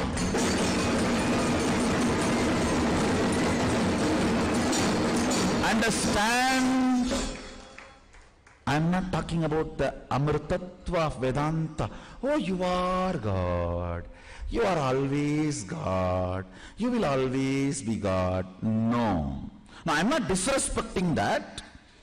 But here, when I claim immortality, I am not talking that language.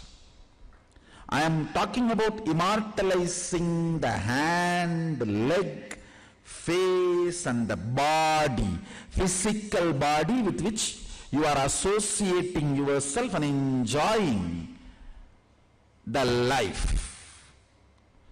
So once more, I am explaining the fundamentals. The internal organs need to be attended with herbs, and intra-organs need to be attended with cosmic principles and understandings. Please listen. Our masters have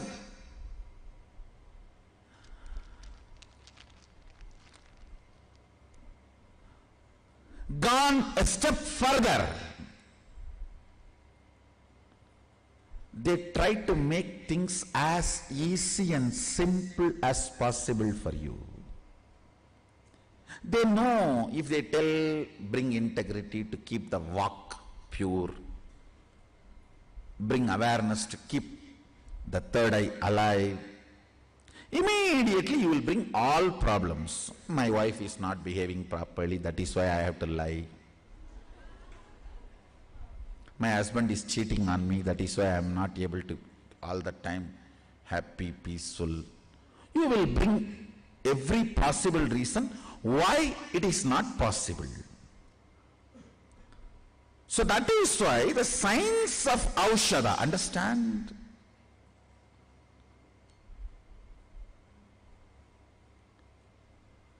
Converting matter into energy or energy into matter forms the foundation of the principle of Aushadha. Let me explain more precisely. Your various glands, there are certain glands in your system responsible for release of male hormone or female hormone. You don't need any extra chemical from outside. Just a thought current can trigger that gland, and hormone can be just pushed or injected into your system. Same principle, understand? Certain thought current can be converted, put inside matter, can be sent in your body either through applying on the skin or orally.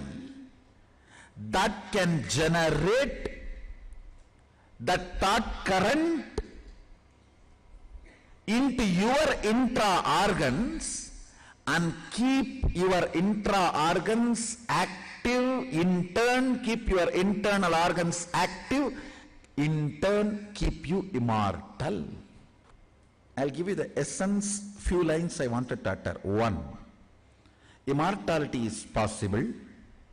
Second, all the side effects of the immortality like anti-aging, expanding the lifespan, all the side effects and after effects, the connected products are all possible. Our Hindu rishis have cracked the code of the problem. Not only they cracked the code of the problem, they developed the software powerful enough to give the result. And next, it is two-part, internal organ, intra-organ. And the internal organ is supposed to be done by the herbs. The intra-organ is supposed to be maintained by Aushadha. Because there is no English word, I'll create a new word, energy medicine.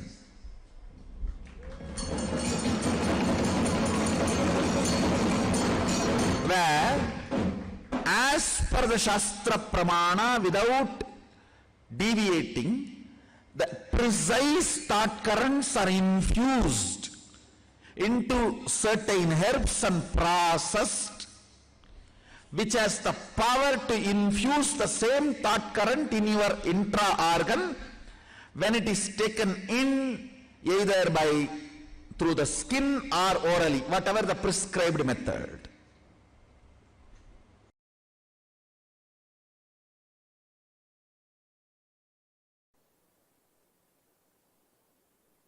the signs of healthy long living and the signs of immortality. Not only reality, it is easy, listen. Just simple dietary change. Some of the diets you need to change. The way you eat, the things you eat, you just need to change. And if we can detox you, if the parasites and microbes sitting inside your body and triggering you, if they can be removed from your system, diet is such a simple, easy lifestyle. Listen. It is not that you are really incapable of becoming immortal, but the parasites sitting inside you, microbes sitting inside you, they trigger all kinds of stupid addictive patterns. Addictive patterns, and those patterns does not allow you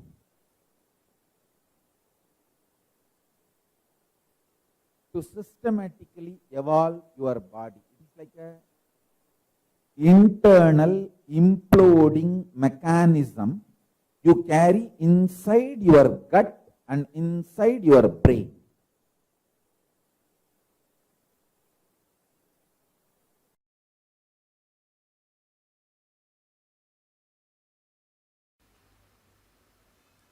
Your unquestioned enemies, the enemies you entertain in your perception just because you never questioned them. You have 100-acre land, 200 tenants are sitting, not that there is any agreement between you and your tenants, because you never questioned them, they are living there. Even if you just go for a survey and ask them, hey, this is my land, they will just vacate and they may even run away, disappear. They will never even look at your face. How many of you feel in your life you have many of your perceived enemies who are there just because you did not question them, just because you never looked into them? All of us have. Lot. See, I am not even talking about the enemies with whom you are fighting. I am talking only about the enemies you are entertaining who are there in your life because you never questioned. Your purpose of life and your perception, you have not achieved your purpose already, and you need to work towards it. These three. Criminal cognitions. Listen. Listen to the word I am using. Criminal cognitions. Reduces, converts your kala to your time.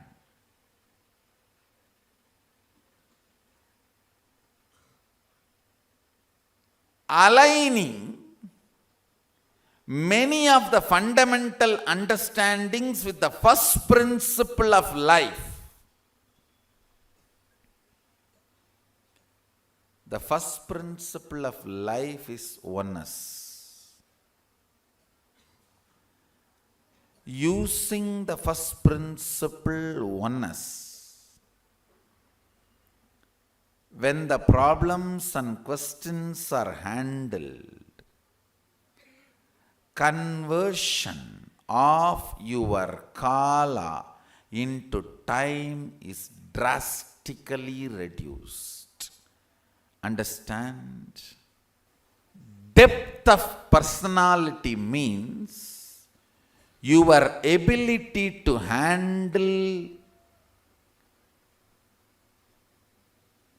all the fundamental questions of life with oneness in the source itself. In the source itself, if you handle many of your questions, your kala will not be reduced to time. Your inner space will reside more and more in kala. It will not go through the fears and greeds of time. All fear and all greed is your ability to understand whether you have less time or more time. That's all. All your fears, when you feel you don't have enough time, and all your greed is when you perceive you don't have enough time to enjoy, achieve what you want. This one understanding of time releases you from all fear and greed.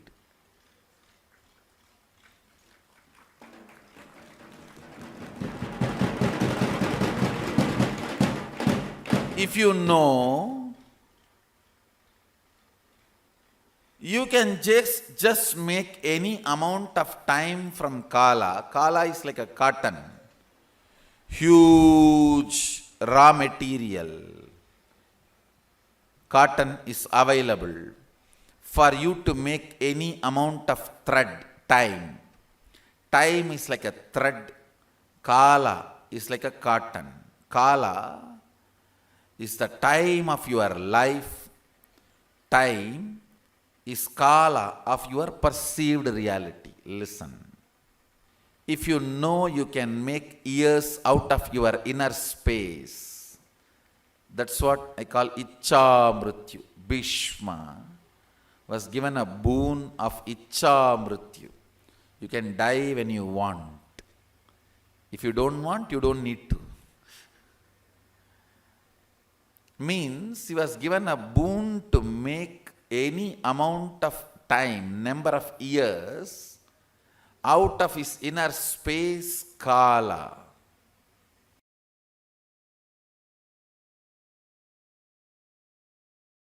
Nothing else is required other than this basic clarity and will persistence. Hey, I tell you, even Yama could not do anything to a 16-year-old boy, Markandeya.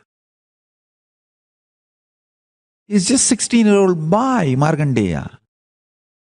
He held himself with Paramashiva, with his will persistence, which was more stronger than the Yama Pasa. Yama's rope. Yama has a Pasa rope through which he can get any life out of any body.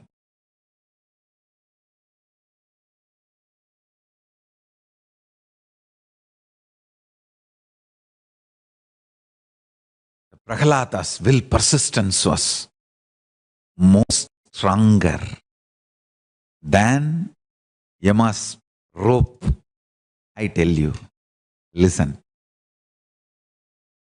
Do not plan always for failure. How do I know whether I have will persistence or not? Come on. Start manifesting will persistence from now. Start manifesting powers from now. Go on counting your success.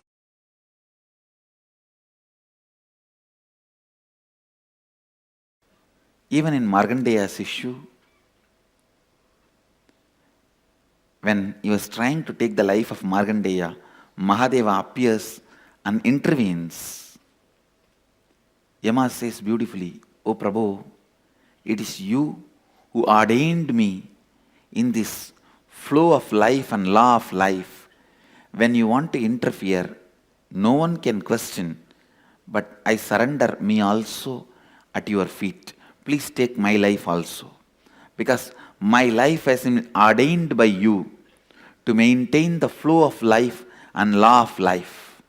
Now, when I am not able to do that, I am surrendering my life also at your feet." Mahadeva accepts his life into him, reprograms and says, "You will maintain the flow of life and law of life, exempting my devotees," and gives the life back to him.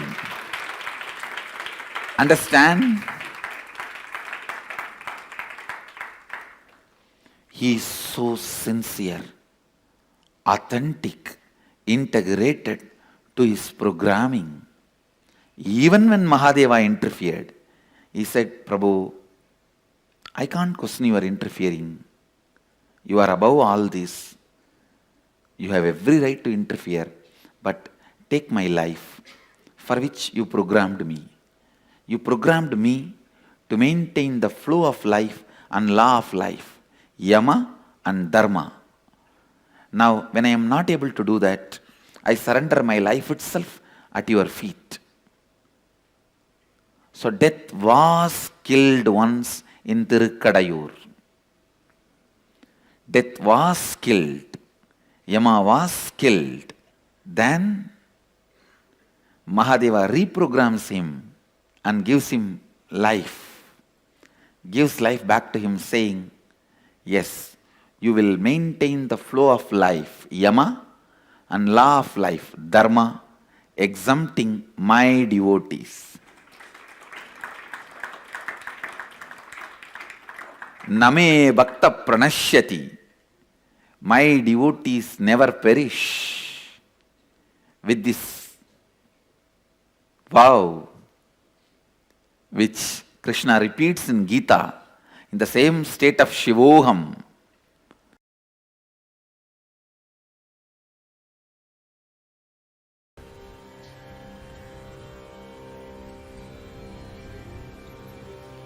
every one of you can become Kala Bhairava when you relax from the immediate urgency of time, when your greeds can't create desire in you, when your fears can't create anxiety in you, you are free from time. The vast time is available in front of you. With the vast time available in front of you, your greed cannot make you urgent. Your fear cannot make you disgraceful. Your fear cannot frighten you. Your greed cannot make you desireful. O human beings, contemplate on this great truth again and again and again.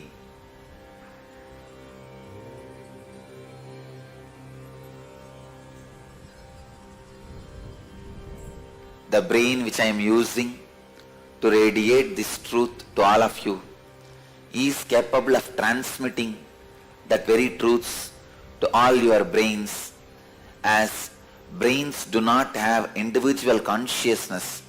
It is just a biomemory chip in human body. I bless you all to receive the truth,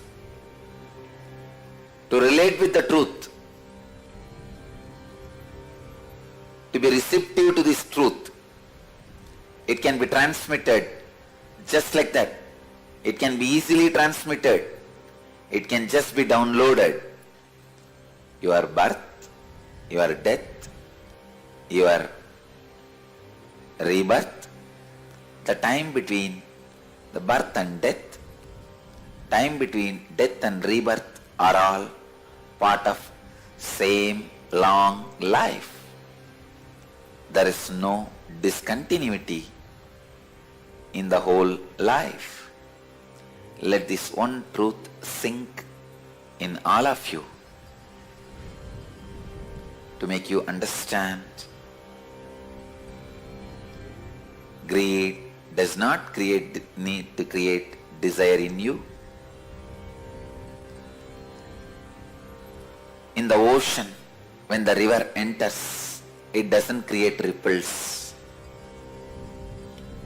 In the vast time available in front of you, by this great truth, even if the greed enters, it does not create the ripples of desire.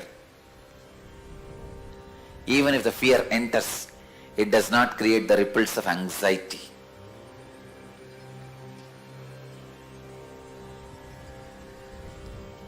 I bless you all. Kala Bhairava puts his footprint on all your brains. Let your biomemories be awakened to this great truth.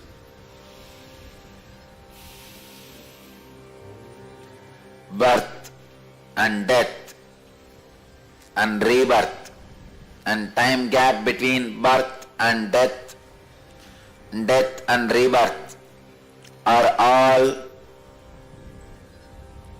part of same long life. There is no discontinuity in these happenings.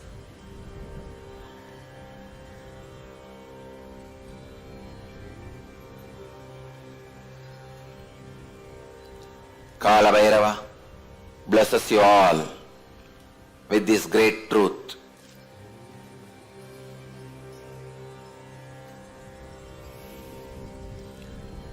Let this great truth be downloaded in all the brains which are having Nayana Diksha from this brain all over the world. Namah Shivaya.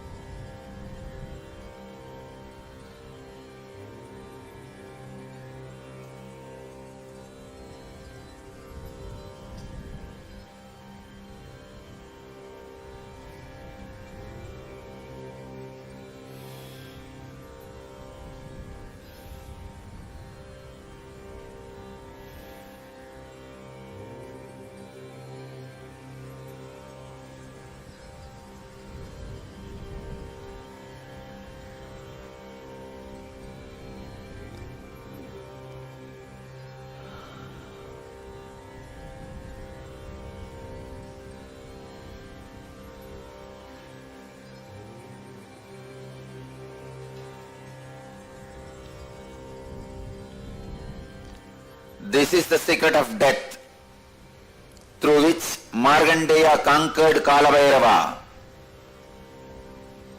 Markandeya conquered Yama, the Lord of Time.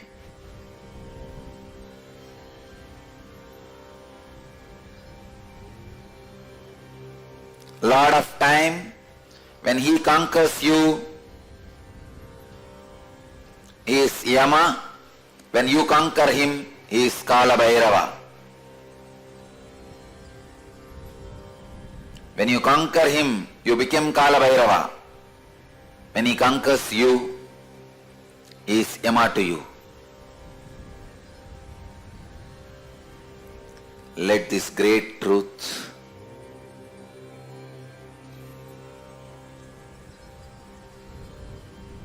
land on all of you.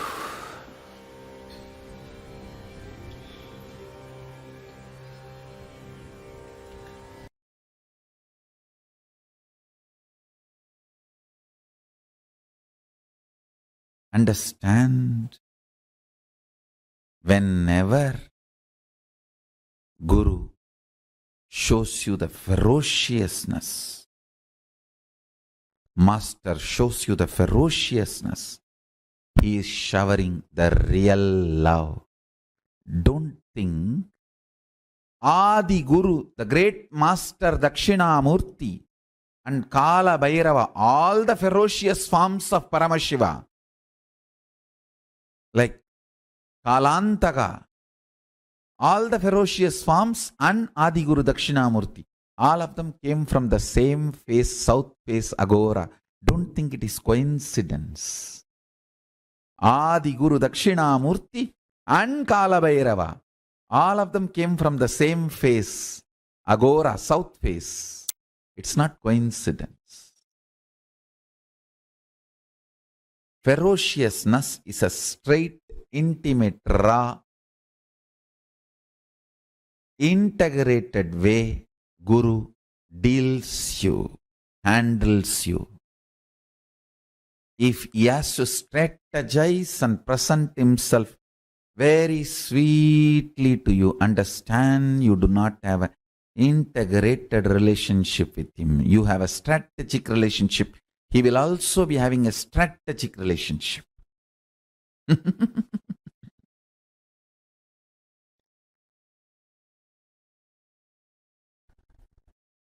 Ferociousness is Paramashiva dealing you with his own hands. With his empty hands, bare hands, he will never kill you. He will only hug you. Anything you see other than ferociousness, all forms of sweetness, is handling you through a strategy, means some weapon. The weapon may be looking very comfortable.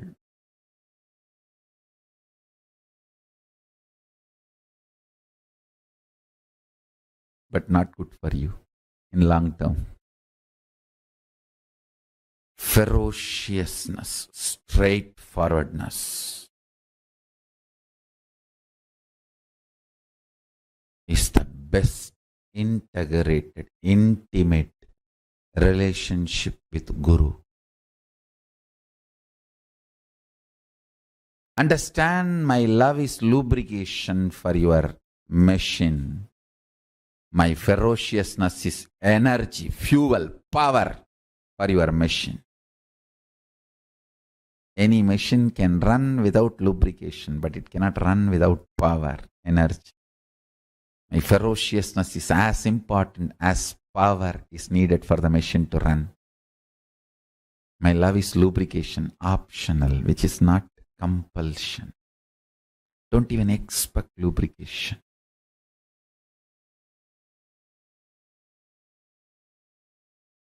In KAILASA,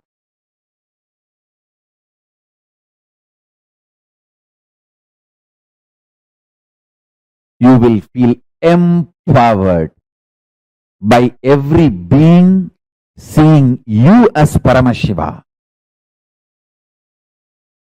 You will feel so empowered, you will simply start seeing yourself as Paramashiva and everyone as Paramashiva.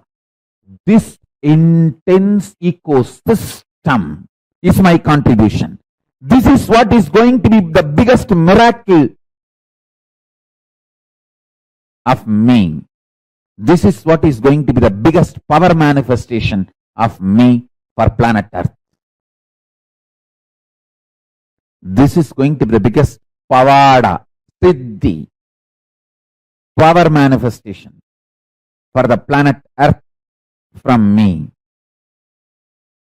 Your very bone will feel, your very core will feel life positive. Your very source will feel empowered. Your very Kundalini will feel inspired, excited. Your very DNA will dance with Nataraja, Paramashiva, with the cosmos, with the Brahmanda. Life is the greatest miracle. Life is the greatest contribution. Life is the greatest manifestation of Paramashiva. Let's celebrate it. Let's enjoy it. Let's radiate it. Let's be excited about it.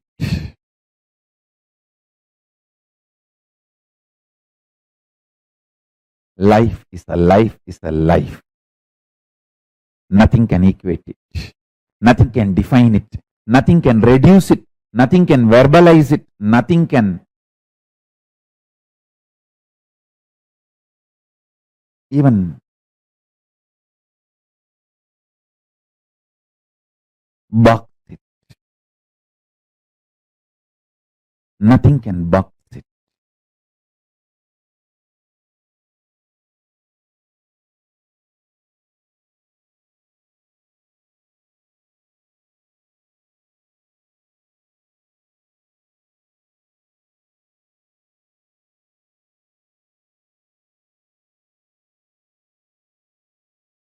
Let's celebrate life, life, life.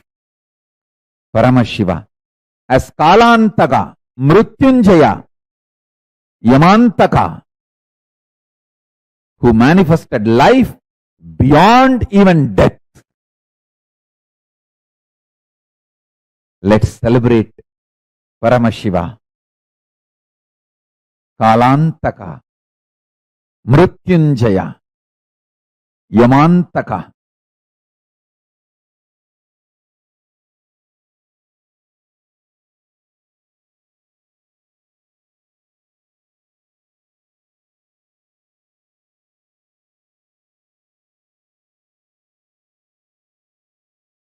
Listen to this message of Paramashiva intensely and internalize. Do Vakyartha Sadas and Jivartha Sadas. We will all have superconscious breakthrough. We will all have superconscious breakthrough.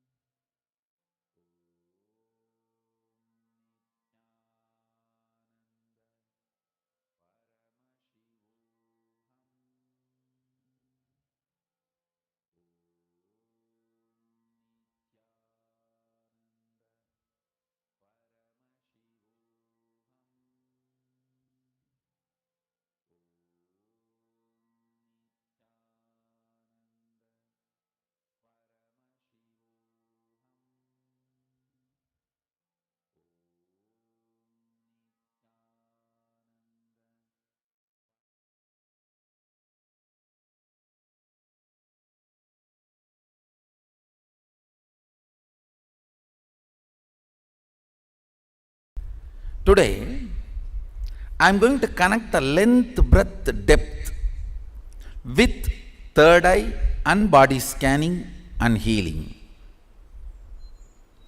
Listen, still some of you may not be completely manifesting the earlier initiation, but you don't have to worry. That is the way sometimes your system functions. After I tell 50 jokes, you will start laughing for the first joke. You will understand the first joke. No, that goes on, that happens, what to do? So, after I finish the 50 initiation, I can read third eye. அது போன சதாசிவத்துக்கு கொடுத்த தீட்சடா. அது initiation கொடுத்து 1 வருஷம் ஆயிடுச்சு. But what to do? There are some people only. This is the logic with which they function. And it's okay. At least they function. See, fundamentally, I am doing something which is unprecedented, to tell you honestly, which was never done earlier. So the product I am delivering also is unprecedented. So the integrity I demand also is unprecedented. The kind of a whole life need to be just opened and intensified.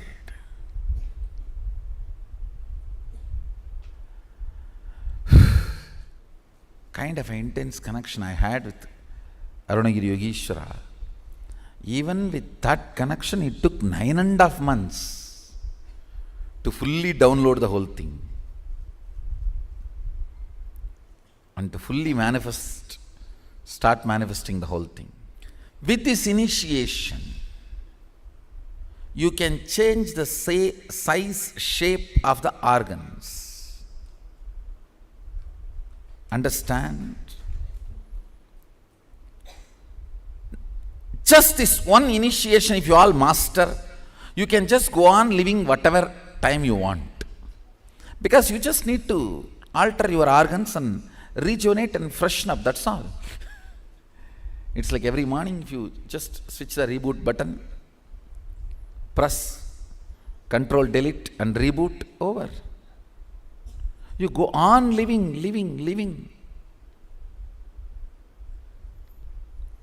You master the time. I know a lot of fundamental principles need to be understood.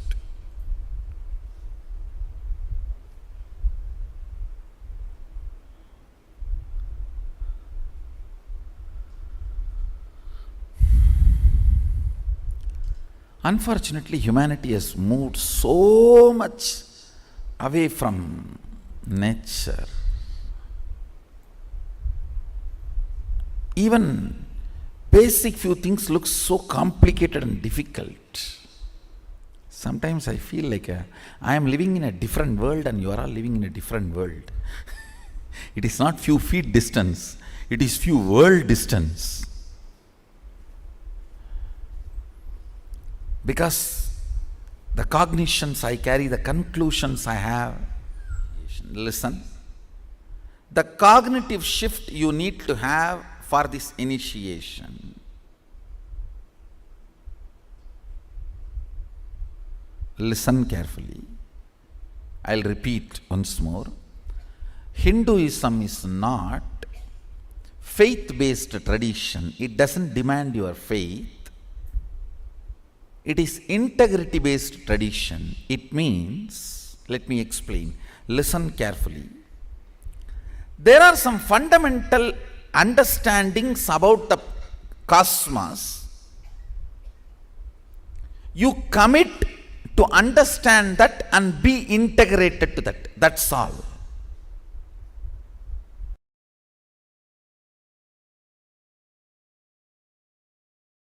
First time I started initiating others into healing in a Jiva Samadhi, means a living tomb called Neru Sadasiva Brahmendral Samadhi. In Tamil Nadu there is a Jiva Samadhi of a great enlightened master, Sadasiva Brahmendra.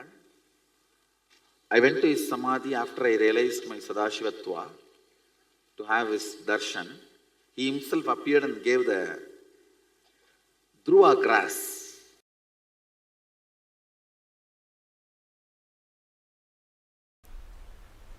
Actually, I feel that whole thing, all of you in front of me, and this whole hall, this mic,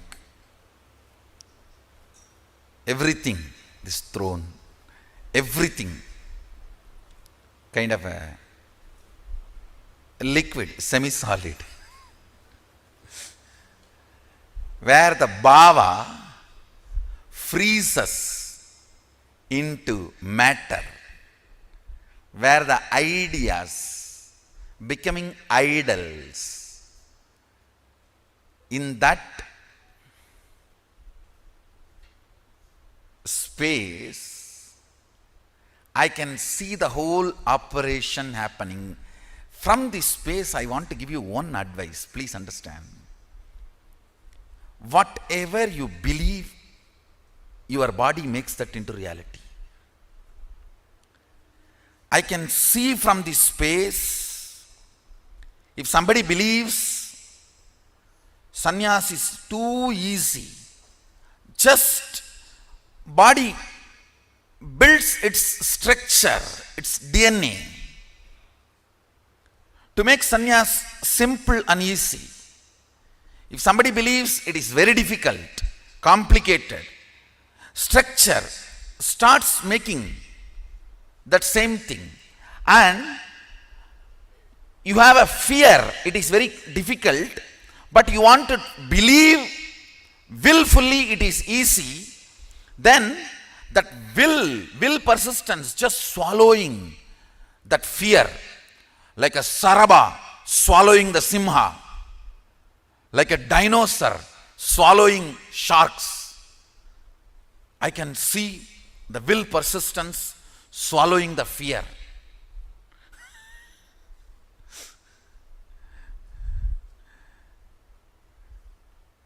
If you feel living in this place is the best, I am seeing you manifest that. If you feel there is problems here, I may not be in tune with this now, then I see that same thing getting manifested. If you feel the fear is there, I may not be successful, I may not fit in, but with will persistence you want to feel, no, I will fit in, this is the best place. Then I see the will persistence behaving like a Sharaba. Saraba means Mahadeva's incarnation to remove the blood of Hiranyaksha and Hiranyakasipu from Narasimha. See, Narasimha has to kill Hiranyaksha and Hiranyakasipu in a very raw way, like a physical, violent, eating the intestine, because the intestine was capable of keeping the DNA alive, which Narasimha does not need, doesn't want. So he has to swallow it. Whatever is said and done, because that fellows have done a lot of tapas, that qualities went and got settled into the Narasimha's body.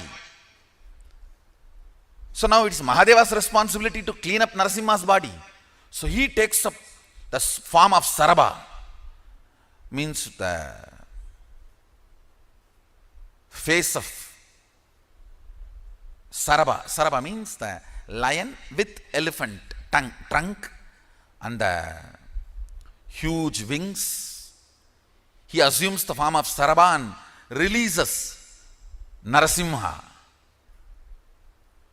I can see clearly your will persistence behaving like Saraba and releasing you from all the damages of Hiranyaksha, all the incompletions. Understand? I am really seeing this whole semi-solid existence. I am actually sitting on the threshold.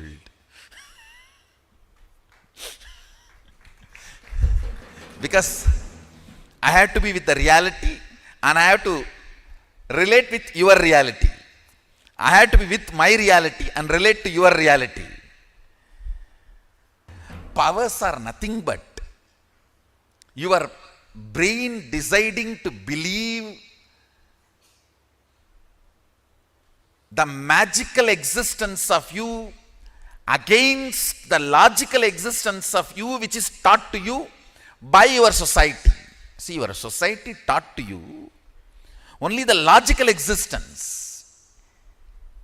Your brain deciding to come to the conclusion, cognition of magical existence, magical way of existing is what is power manifestation. That's all. I tell you, you are not the body, you are not the mind, you are consciousness.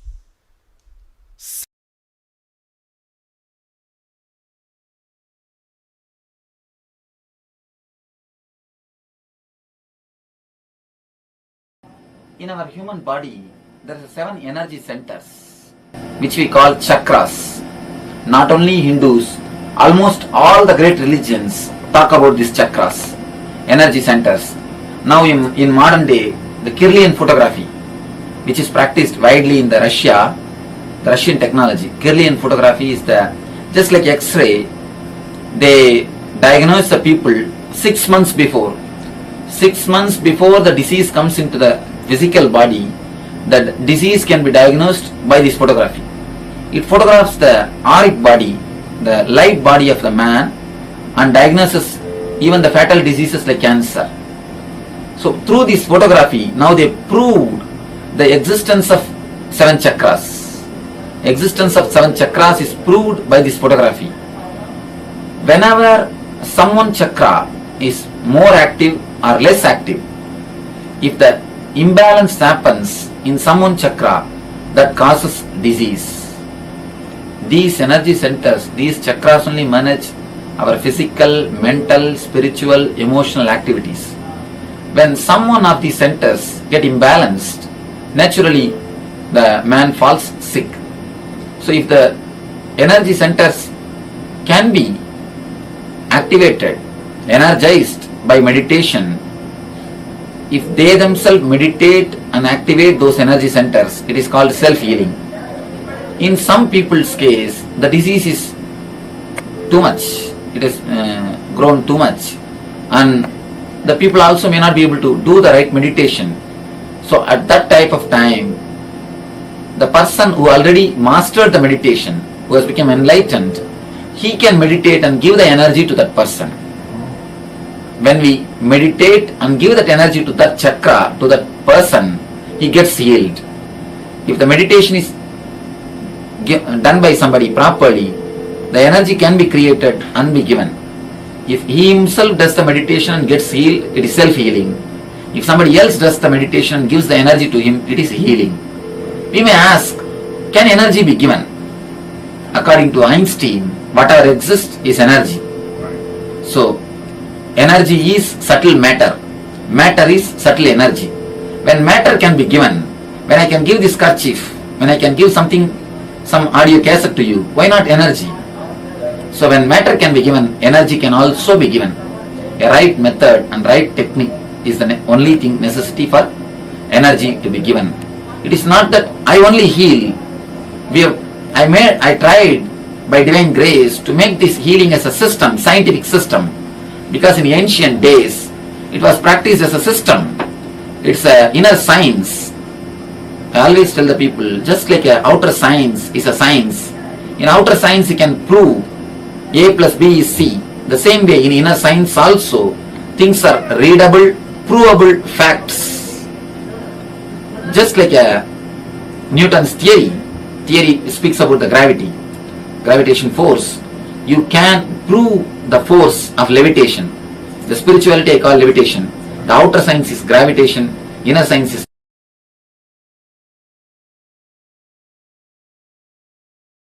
Today the first question. Swamiji, what is spiritual healing? Can you explain? the way we can understand.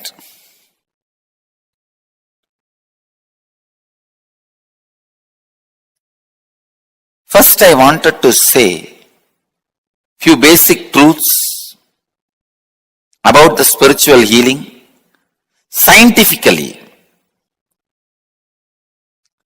See, the other day, I was reading an article by Dr. Bruce Lipton, who has done some of the breakthrough scientific discoveries connecting the science and spirituality.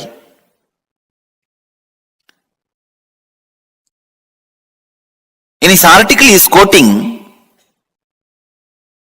a term called entanglement from quantum physics. In quantum physics, there is a term entanglement. Means, when one energy source entangles with another, they interfere with each other. This interference can be highly positive and transformative and harmonious. Please understand, if one energy source comes in contact with another, if one energy source entangles with another, they interfere with each other. That interference can be harmonious and highly positive and transforming. Another one physicist, Amit Goswami, he published an article in Physics Journal. In that, he very clearly proves entanglement directly affects human beings. Please understand, entanglement affects human beings. There are thousands of examples for entanglement. If you have some 200 pendulum clocks put on one wall, the wall can be any length. It does not need to be within certain length. It can be like China wall, any length.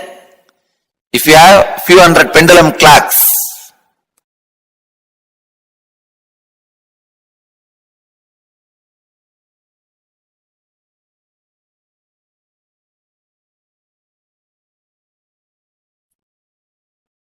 even if it is a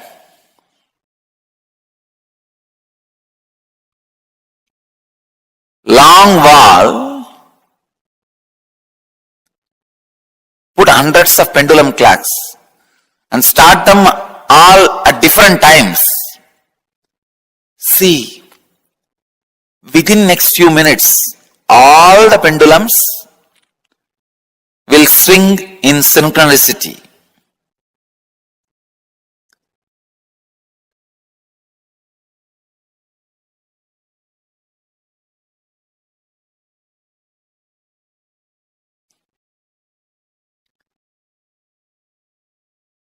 Exactly, this is what happens when you come in the breathing space of the healer. Please understand. When you come in my breathing space, this is what happens. Suddenly,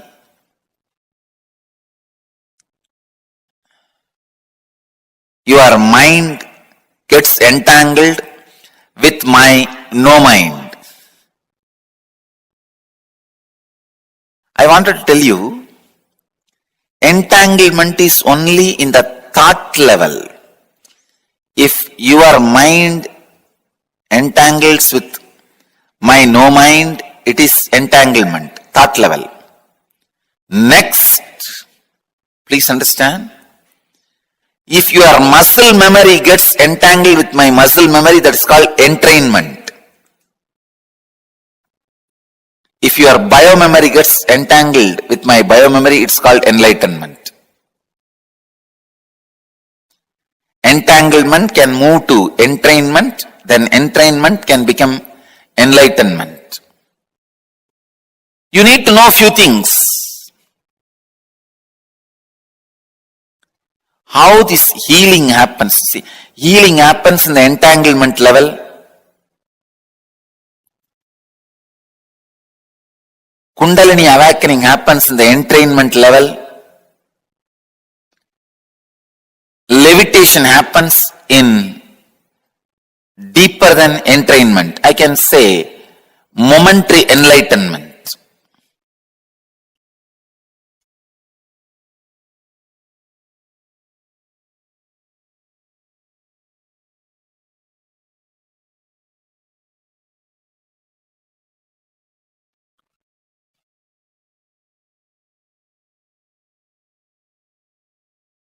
This is very important truth. This truth about the entanglement, because this opens many doors, many possibilities, many understandings.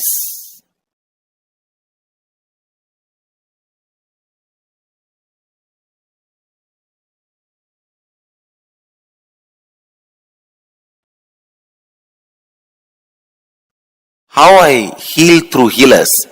Because all my healers are pendulum clocks. Any other broken little altered pendulum clock, I add it in one wall. Both clocks start swinging synchronistically. Understand? That's all. Each one of my healer is my pendulum clock. If you are little broken, disturbed pendulum clock, if both are hung in one breathing space, your pendulum also starts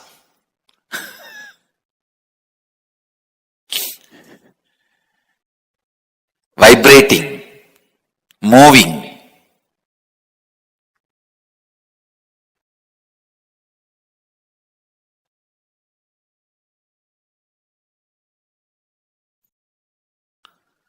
The same tune. And a living practicing healer, please understand, living practicing healer is continuously in entanglement with me. He may be wherever he is. A living practicing healer is continuously in entangle with me. This is what I call physiology of feeling connection. A practicing healer, a healer who lives whatever I am teaching, as long as he retains a feeling connection, the very physiology becomes different.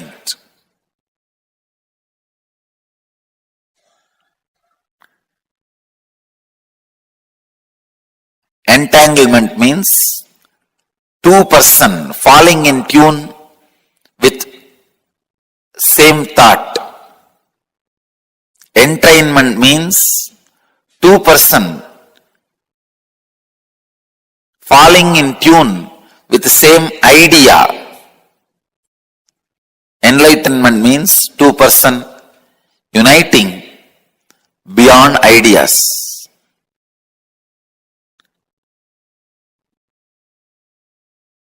When you unclutch, you are in entangle with me.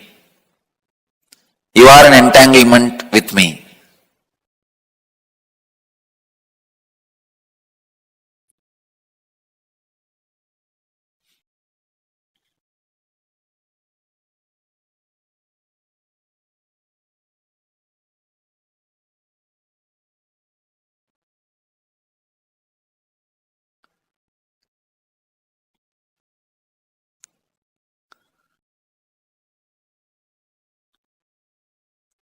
This again opens a huge door. Then is the thoughts of a healer going to affect us? I say yes. That is why I am telling you, go to a person only who is thoughtless. and beyond mind. Do not receive healing from ordinary Reiki healers, this healers, that healers. No. Receive only from enlightened being. And all my healers, during the moment of healing, because they are entangled with me, they represent me, and it is equivalent to you receiving healing directly from me. You don't need to worry at all, doubt at all about my healers. Understand? This is the physiology of feeling connection.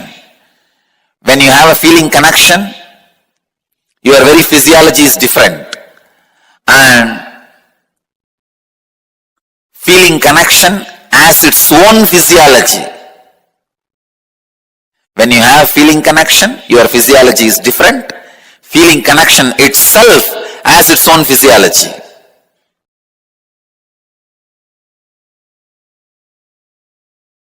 Please understand, the truth as it is I am sharing with you, the secret of healing, the essence of healing.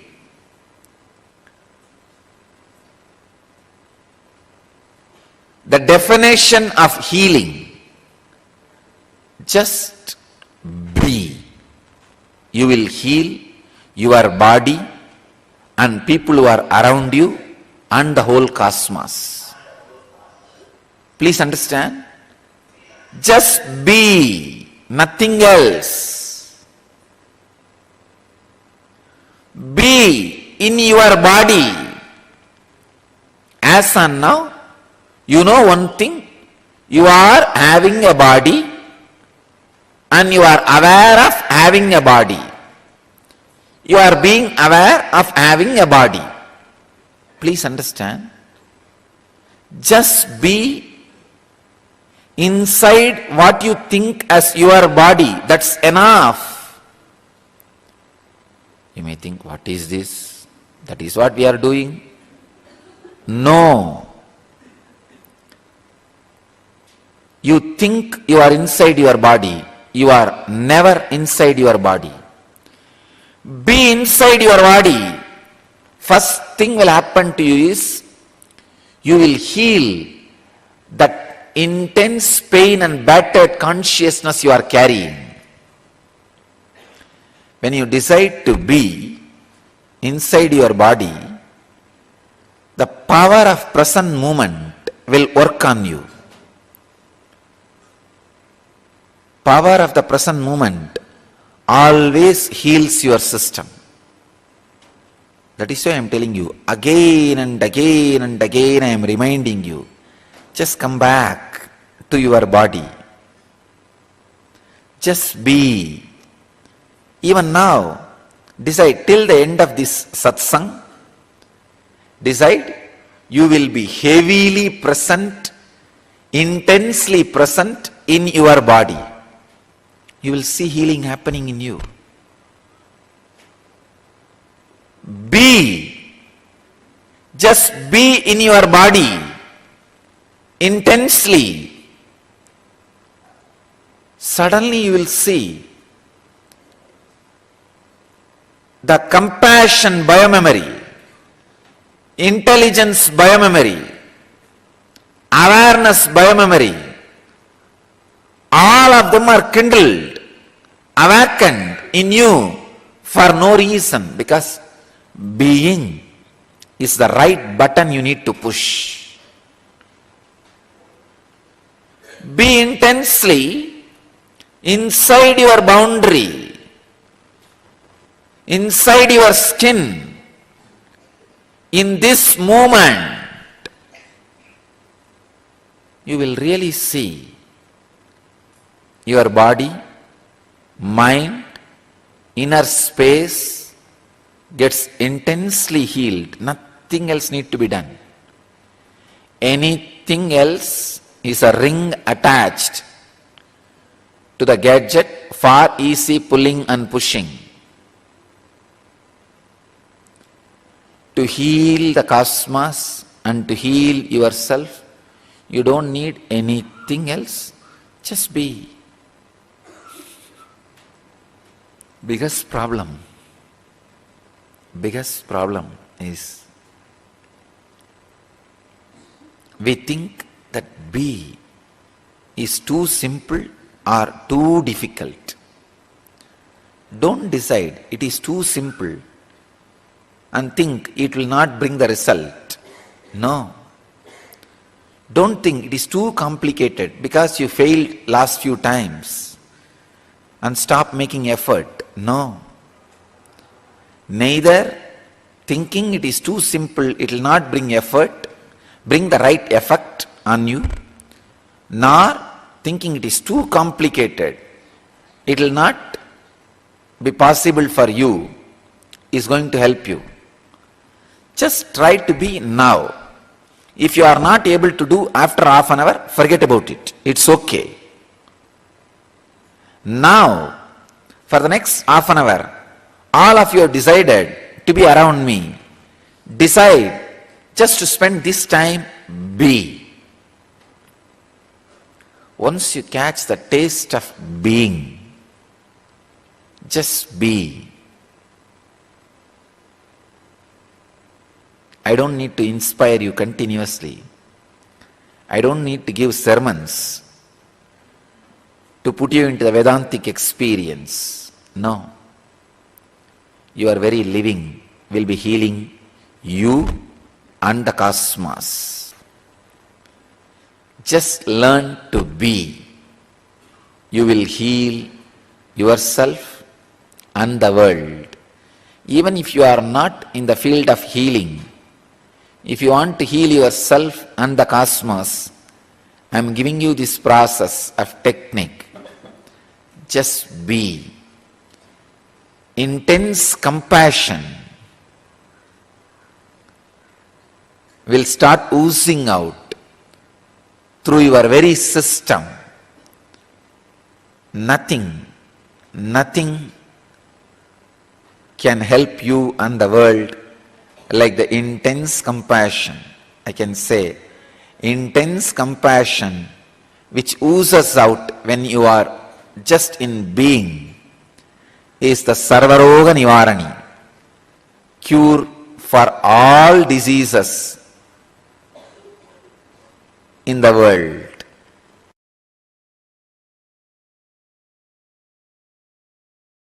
Anandaganda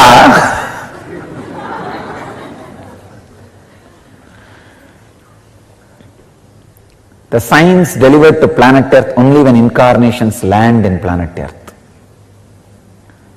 I can say this is the ID card of incarnations.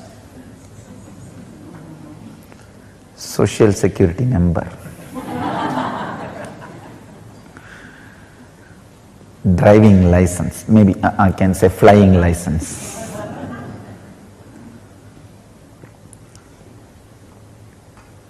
That is why the truth, the secret knowledge about Anandaganda first time becomes available to the mass, because it is only now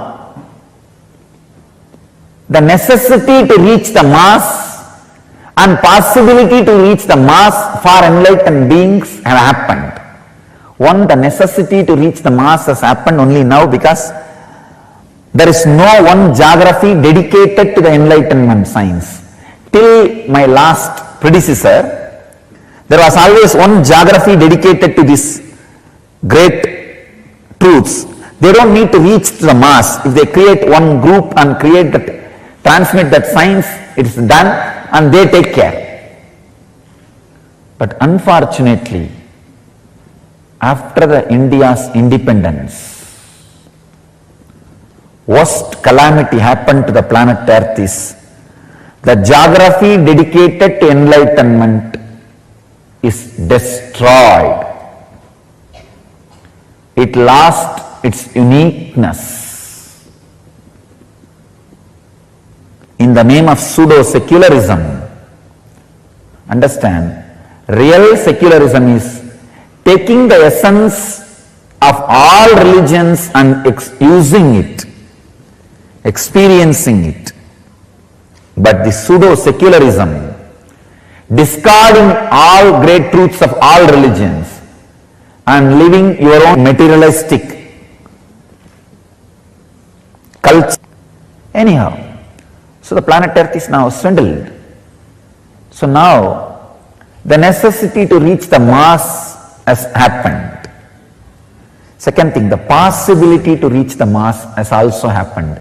So understand, the need to reach mass and ability to reach mass has happened first time in an incarnation's life. After these two happened, maybe I am the first guy happening.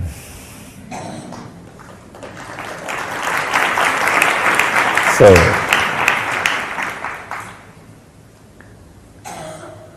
that is why I have to set all new trends. All pathfinders are path breakers. That is the reason the science of Ananda Gandha is revealed to the world first time. That's a source of superconscious healing. Understand? You have 7 major energy centers. About these 7 major energy centers, almost all religions talk.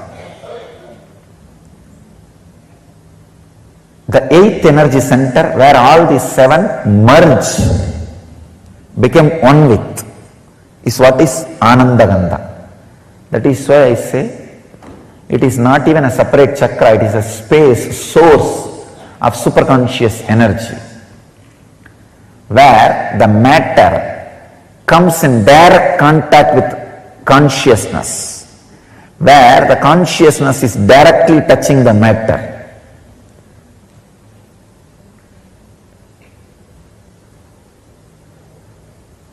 It is the experience where the consciousness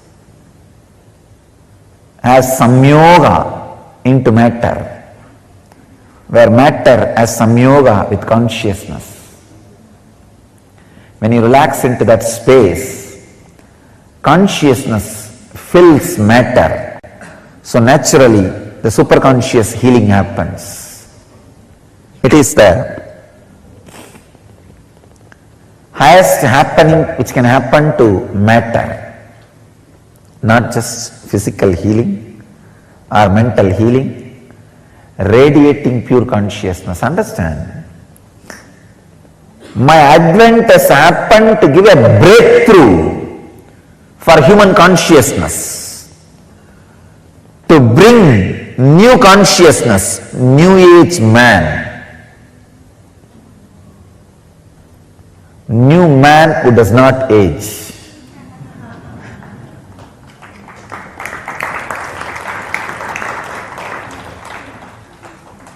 New consciousness, the source of Ananda Gandha,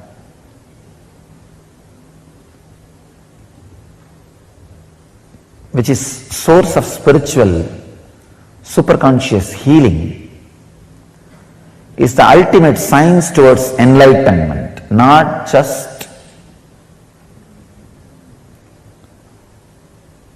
physical healing or mental healing. Physical healing also happens because your very DNA structure gets re-altered when you relax into superconscious state. The other day I was reading a book, The Biology of Belief. A great scientist who has done a great service to spiritual tradition.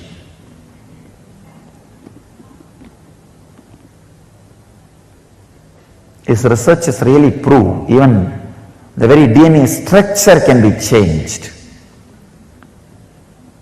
if your consciousness infiltrates the matter.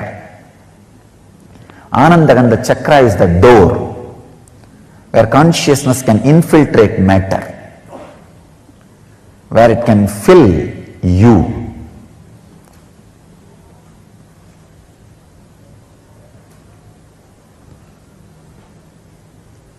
Where it can give you the extraordinary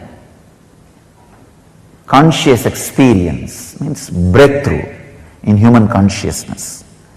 I tell you, even the definition of enlightenment I am updating and upgrading.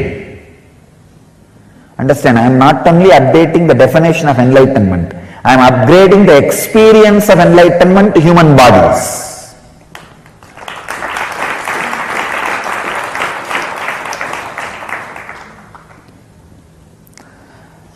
The possibility, the highest possibility which can be experienced in human body, even that highest possibility is being raised.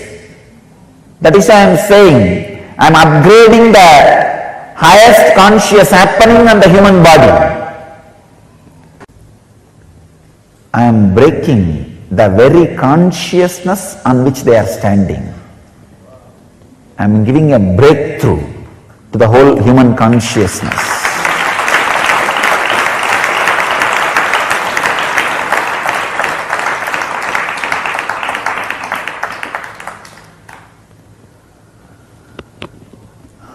I am inviting all the people who feel the sacredness of my work, my contribution to the human society,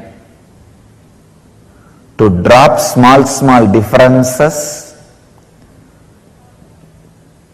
to drop all these petty ideas, one or two if you carry, and gather together to spread these signs to the world and protect it without being extincted, destroyed by these unconscious groups, establishments. I am giving open invitation. Whoever feels helped by what I am doing, sympathetic towards what I am doing, feeling friendly for what I am doing, feels this ought to be done to save planet Earth, I invite all of you to drop these petty, foolish, small ideas, self-centered sufferings. If you are self-centered constantly, you will create suffering for you. Drop all those foolish things. Let's stand together to preserve, protect and spread these great signs of Anandagandha, the great process of giving breakthrough, great breakthrough, transformation to human consciousness. The very science itself cannot be described in one session. I will try to give you the glimpse.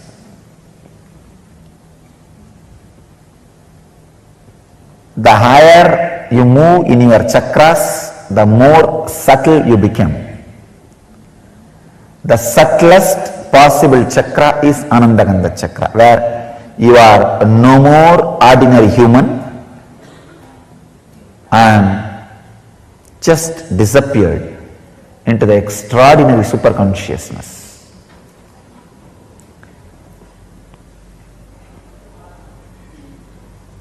The technique or the process is two. One, if it has to be done just by your effort, unclutching. If it can be done with my effort also, process. If it has to be done only by me, initiation.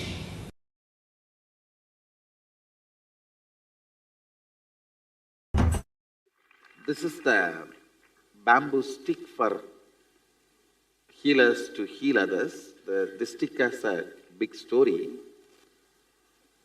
First time I started initiating others into healing in a Jiva Samadhi, means a living tomb called Nerur Sadasiva Brahmendral Samadhi. In Tamil Nadu there is a Jiva Samadhi of a great enlightened master, Sadasiva Brahmendral.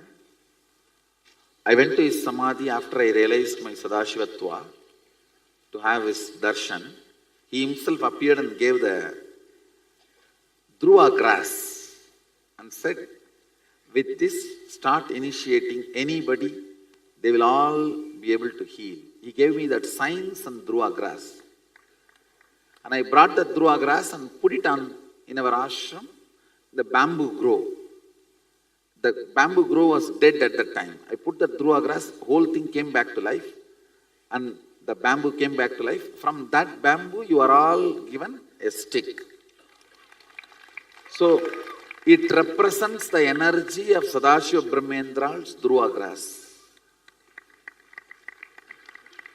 So with this, if you touch anybody, they will be healed.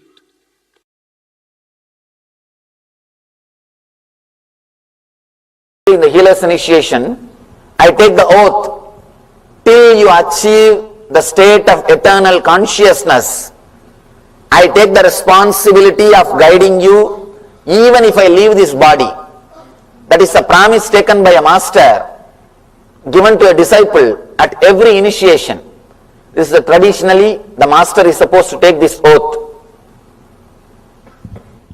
When he initiates a disciple, and not only traditionally, it is a responsibility of the master. Master will see that you achieve that state. Till you achieve that state, constantly he guides you to that, and it's a big responsibility.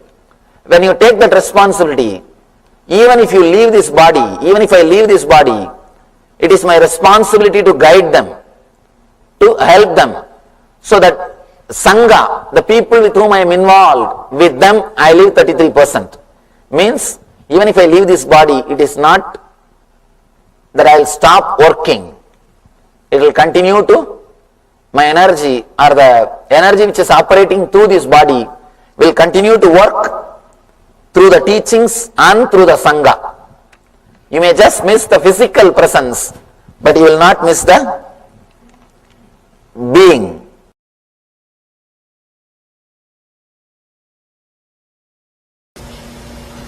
Before you take the oaths, please be aware that to become a healer.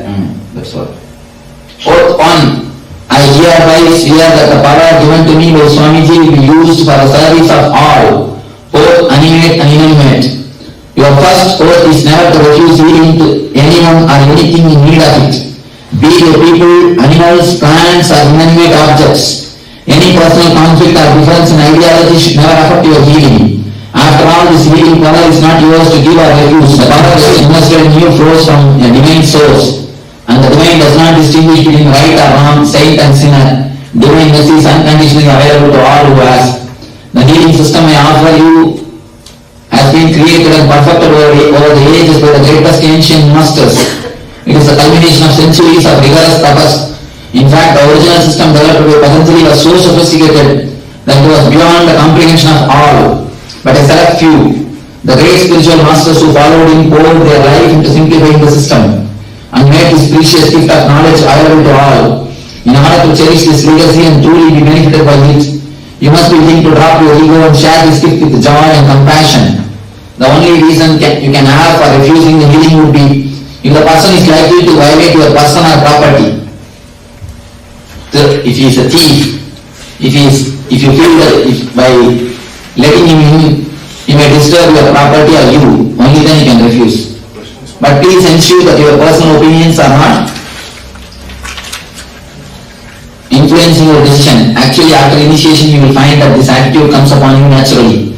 In the presence of this tremendous healing energy, petty considerations like differences in religion, ideology, or personal conflicts simply won't come to you more. For starters, try this exercise. For a moment, close your eyes and imagine that your worst enemy, mother-in-law, someone who has really hurt you in the past, has approached you for healing.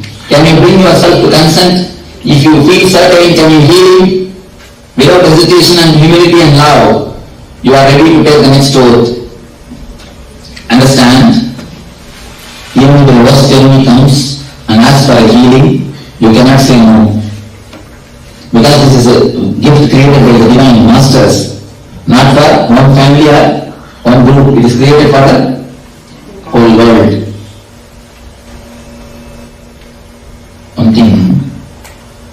we always have our own prejudices. He is right, he is wrong, but from his view you are wrong. So you cannot hold on to your views that if somebody is right or wrong. As far as healing is concerned, it is for the whole world. It is for the whole world. You cannot say no to anybody, even any animals or the plants. So many animals or plants are having the benefits of healing. I have seen so many cases. When I go and touch the plants start giving flowers, started giving what to say, tree, it was not giving fruit. She healed and it started giving fruits. And there are thousands of instances.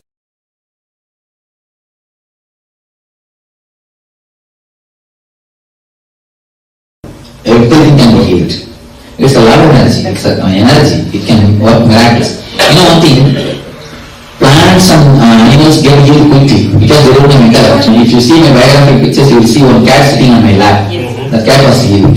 And if you see that person is not having resistance, you can go and tell nothing wrong. Better you tell nothing wrong, perfectly. Don't think that you are spreading yourself. You will never have that problem. Carry on. One more thing, there are many people, they heal only their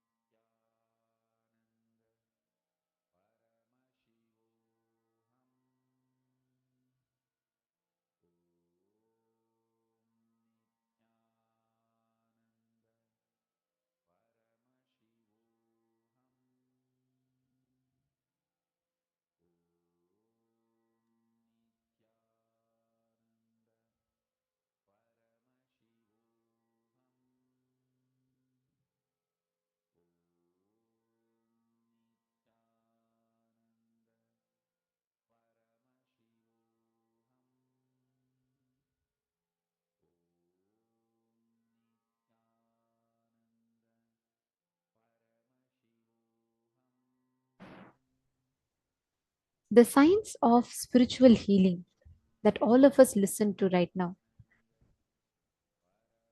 This is an initiation that all the Paramashivoham level 3 participants are going to be receiving today.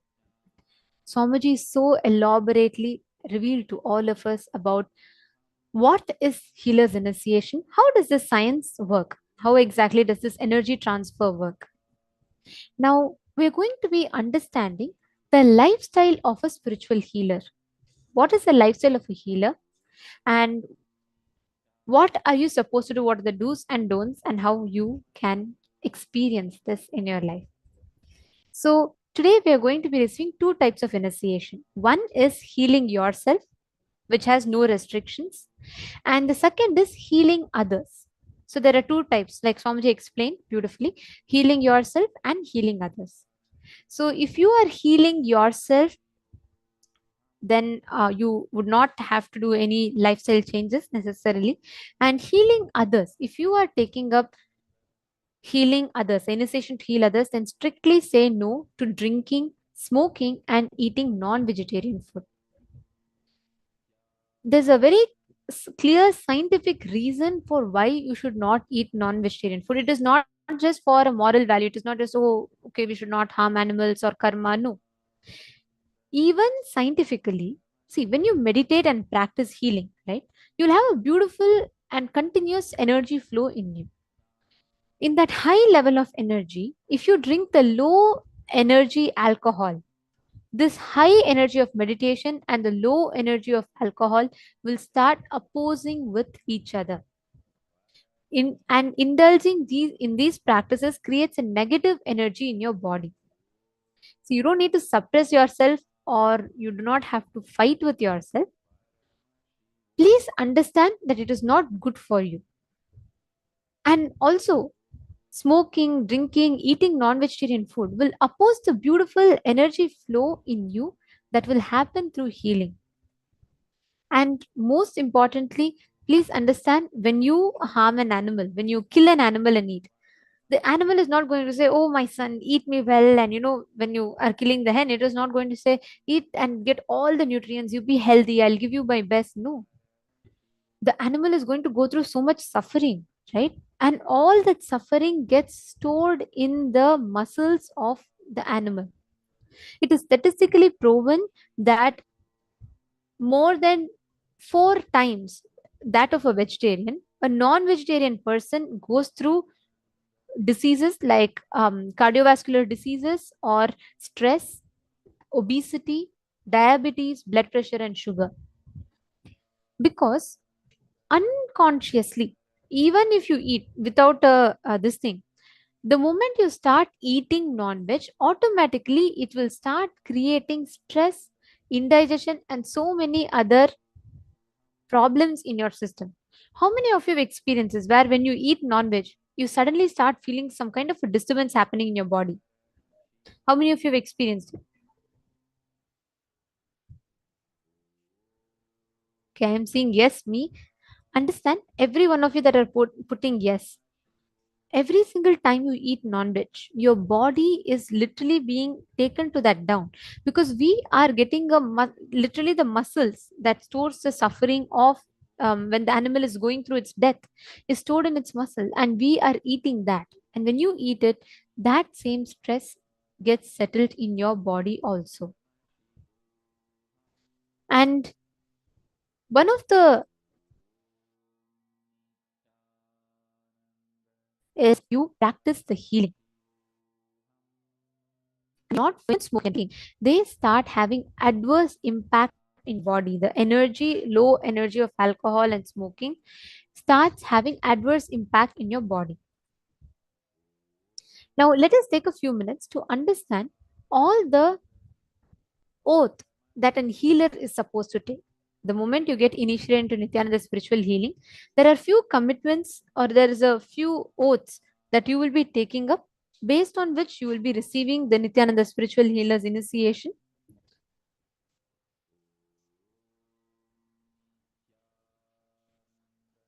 We will be taking you through that now. The first and foremost thing is, you will never refuse healing service to anyone or anything in need of it, be they people, animals, plants, or even inanimate object. Let's say your laptop is not working, or your pet animal is not well. You should never refuse healing. You cannot say, "I don't like you, I just had a fight with you, so I'm not going to heal you." No. You can never refuse spiritual healing service to anyone. Any personal conflict or difference in ideology with a person should not come in the way of you providing the Nithyananda spiritual healing service to the person. The whole base from which the healer's initiation happens is like a continuous flow of energy. And you will not deny that flow of cosmic energy, which this energy flow is not our own. It is a cosmic intelligence, the energy that opens up into us and starts flowing upon our decision to heal, our decision to become a channel. So we cannot obstruct the flow, the energy that is meant to be directed to someone. So any personal conflict, difference in ideology, it could be you had a conflict with them, but that cannot come in the way of your healing service. Of course, you may refuse the service or to anyone or anything only when your personal life might be in danger. For example, if a snake is wounded and you know if you go and touch it, it is going to bite you. You're not going to be going and healing it. So please understand, if your life is going to be affected, in danger because of it, you at that moment you can deny the healing. Nithyananda's spiritual healing prayer service should always be offered as a free service. Like Swamiji has gifted this science, Swamiji revived it. He's made it available for us. And Swamiji has envisioned for this to be free science, such that anybody who wants, without any kind of barrier, irrespective of their social, economic, spiritual, religious, any background, irrespective of all of that, the person should receive the healing. So do not charge any fee or accept any kind of favors for the Nithyananda spiritual healing service. If they want to offer any kind of donation for the healing service, please direct them to KAILASA website. They all can offer it directly in the KAILASA website. See, because when the person is offering, let's say, even if someone tells, oh, thank you for healing, because you healed, I want to give you this money, you should deny it. It is not just that they're offering the money, but along with that, their gratitude, their karma, everything they offer back to Swamiji's feet. So we should just direct it back to Swamiji. You should not, just because you healed someone, you should not say, since I healed you, can you drop me off at the airport? Or can you buy me something? Can you do me a favor because I gave you the healing? You should never charge directly or indirectly for any of the Nithyananda spiritual healing prayer service. So please understand, it is not just for the spiritual value. Sorry, it is not just for the moral value. Even spiritually, it has an impact. Because the moment you heal the person and they offer back, they are literally giving their karmas, everything back. That should go back to Swamiji's feet. Healer's initiation is an opportunity to give to others the great gift that we have received ourselves. Let me ask you all a question. How many of you to this day remember the person because of whom you got connected to Swamiji? How many of you feel like, oh my God, I feel so grateful for the one thing that they did to my life? They gave me Swamiji. How many of you feel that gratitude towards the person, someone that took responsibility to bring you to Swamiji? Put yes in the chat.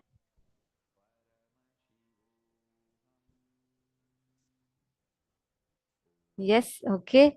I see me, ma, yes, okay. Now, you feel that gratitude towards them, is it not? It is time that we take that same responsibility to others. It is time that we reach out to the others through the signs of healing. You take responsibility to heal someone, even if someone doesn't understand. If someone is suffering, they don't know the signs of healing exist, you should take the responsibility at that moment to enrich them about the signs and give them the healing. Just like how people took the responsibility of connecting us to Swamiji, now we should take the responsibility of connecting people through the healing service. Only if we take up responsibility for everything that happens in our life, we will start expanding. We will start experiencing that miracle, that energy flow happening inside our inner space. So please understand, when you feel compassion towards other suffering, the whole thing takes the shape of responsibility and it will express itself as energy. That is why if you see Swamiji, right, constantly Swamiji is oozing with energy. You can never see Swamiji tired. Why? Because Swamiji feels that endless compassion for all the suffering that us human beings go through, and he makes himself available out of his extreme compassion to heal us from whatever suffering that we are stuck in. So the Nithyananda spiritual healing technique is that it not only helps the person you are healing, but it also helps you in your own spiritual growth. So it is not like you are, many times people have this question, is it like Reiki healing? Do we give our energy to someone? No. This happens, this whole healing happens inside of you. It also gives a beautiful flow of energy even inside you. Yes, Robert Ramaya is saying he also feels the gratitude still for the person who connected him to Swamiji. Now it is time that as healers, we become Swamiji's hands. In the satsang Swamiji was saying in the session, healers are all literally like Swamiji's hands.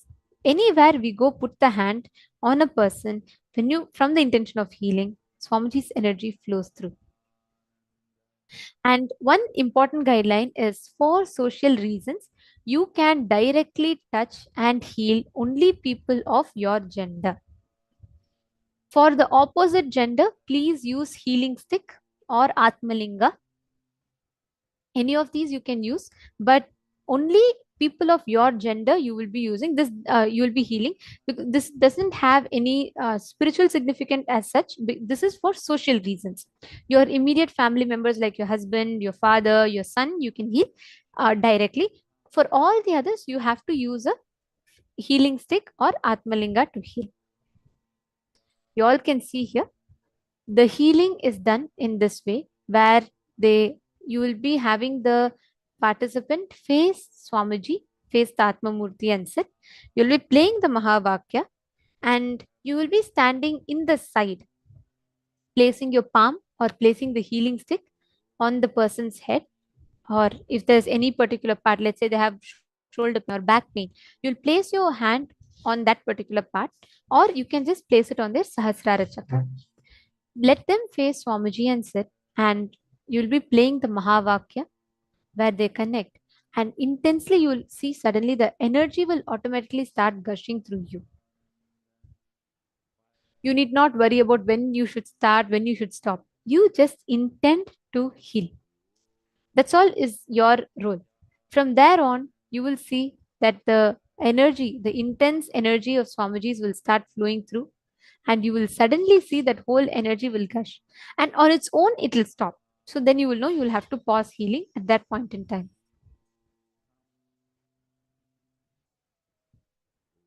Now, to all the participants who are receiving the healer's initiation to others today, right after this, after the healer's initiation, we will actually be doing healing. So don't worry, it's not just learning, you'll actually be doing one round of healing, so you experientially understand, you have the experience of this.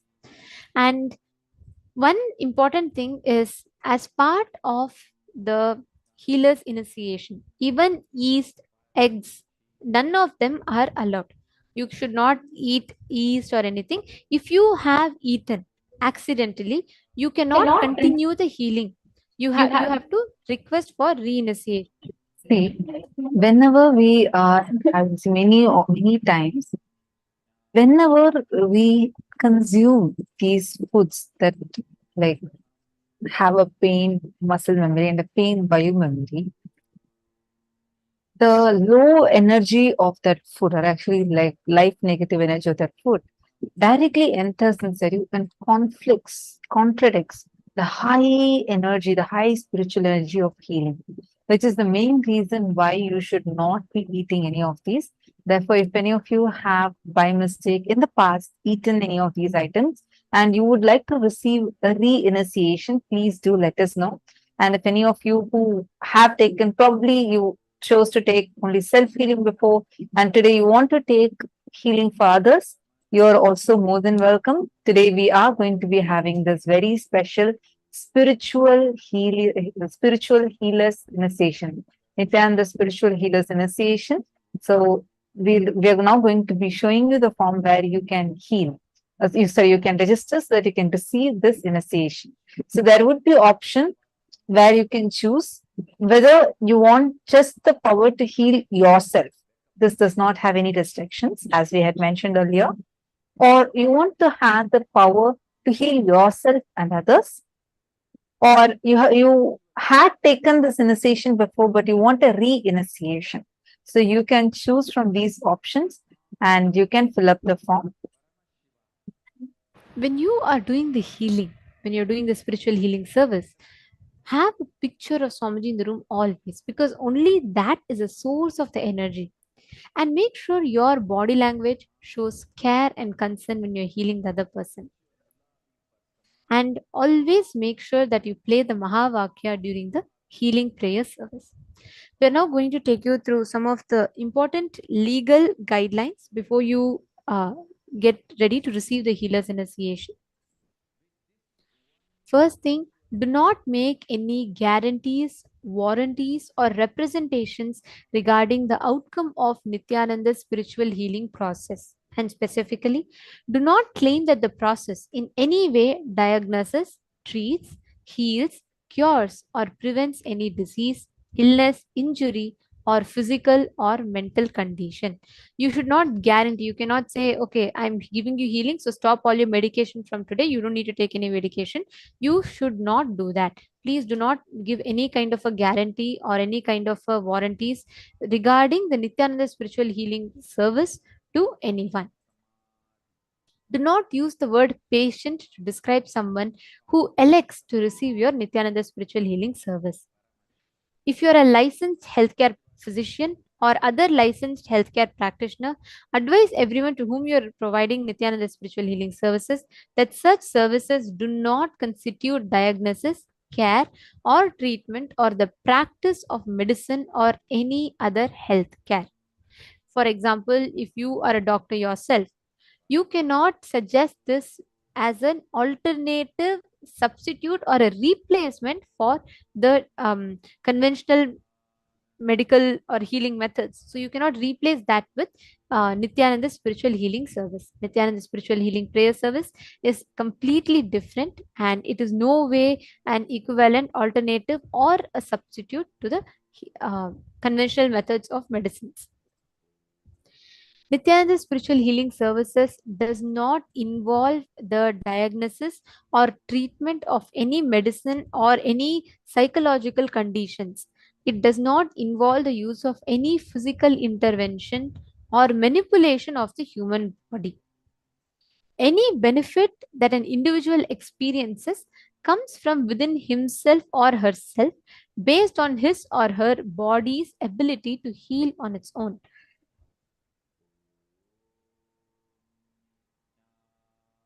Nithyananda spiritual healing prayer service, this whole spiritual healing is purely from the person, the receiver's innate ability to heal himself. That's what Swamiji awakens to the healing.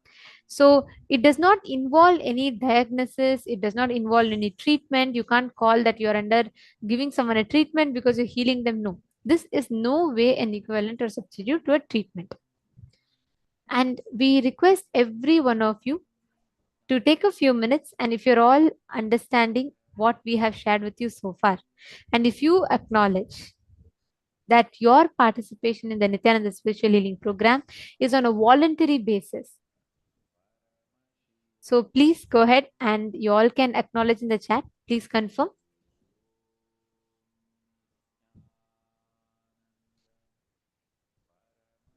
Request every one of you to take a few minutes. If you're very clear with this is the healing procedure and you have understood it and you're ready, please go ahead and you all can comment. Yes, and I also request every one of you to put how many of you are going to be taking the healer's initiation for the first time today. Thank you, Ma Martha, Ma Cecily, Ma Isabel. Okay, I see a bunch of you posting. Thank you. Thank you all. Now, the next few guidelines. First thing, do not provide Nithyananda spiritual healing service if you are suffering from any physical, mental, or psychological disorder or taking any medicines for any physical, mental, or psychological disorders.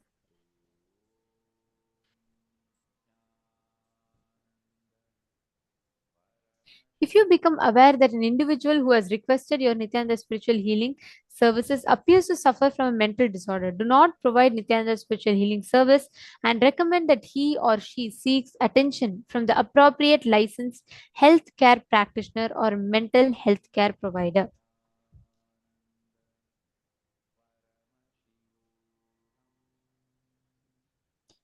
If you are a licensed physician or other licensed healthcare practitioner, do not engage or claim to engage in medical diagnosis, care, treatment, or in the practice of medicine or any other healthcare profession in conjunction with any of the activities as a Nithyananda spiritual healing practitioner.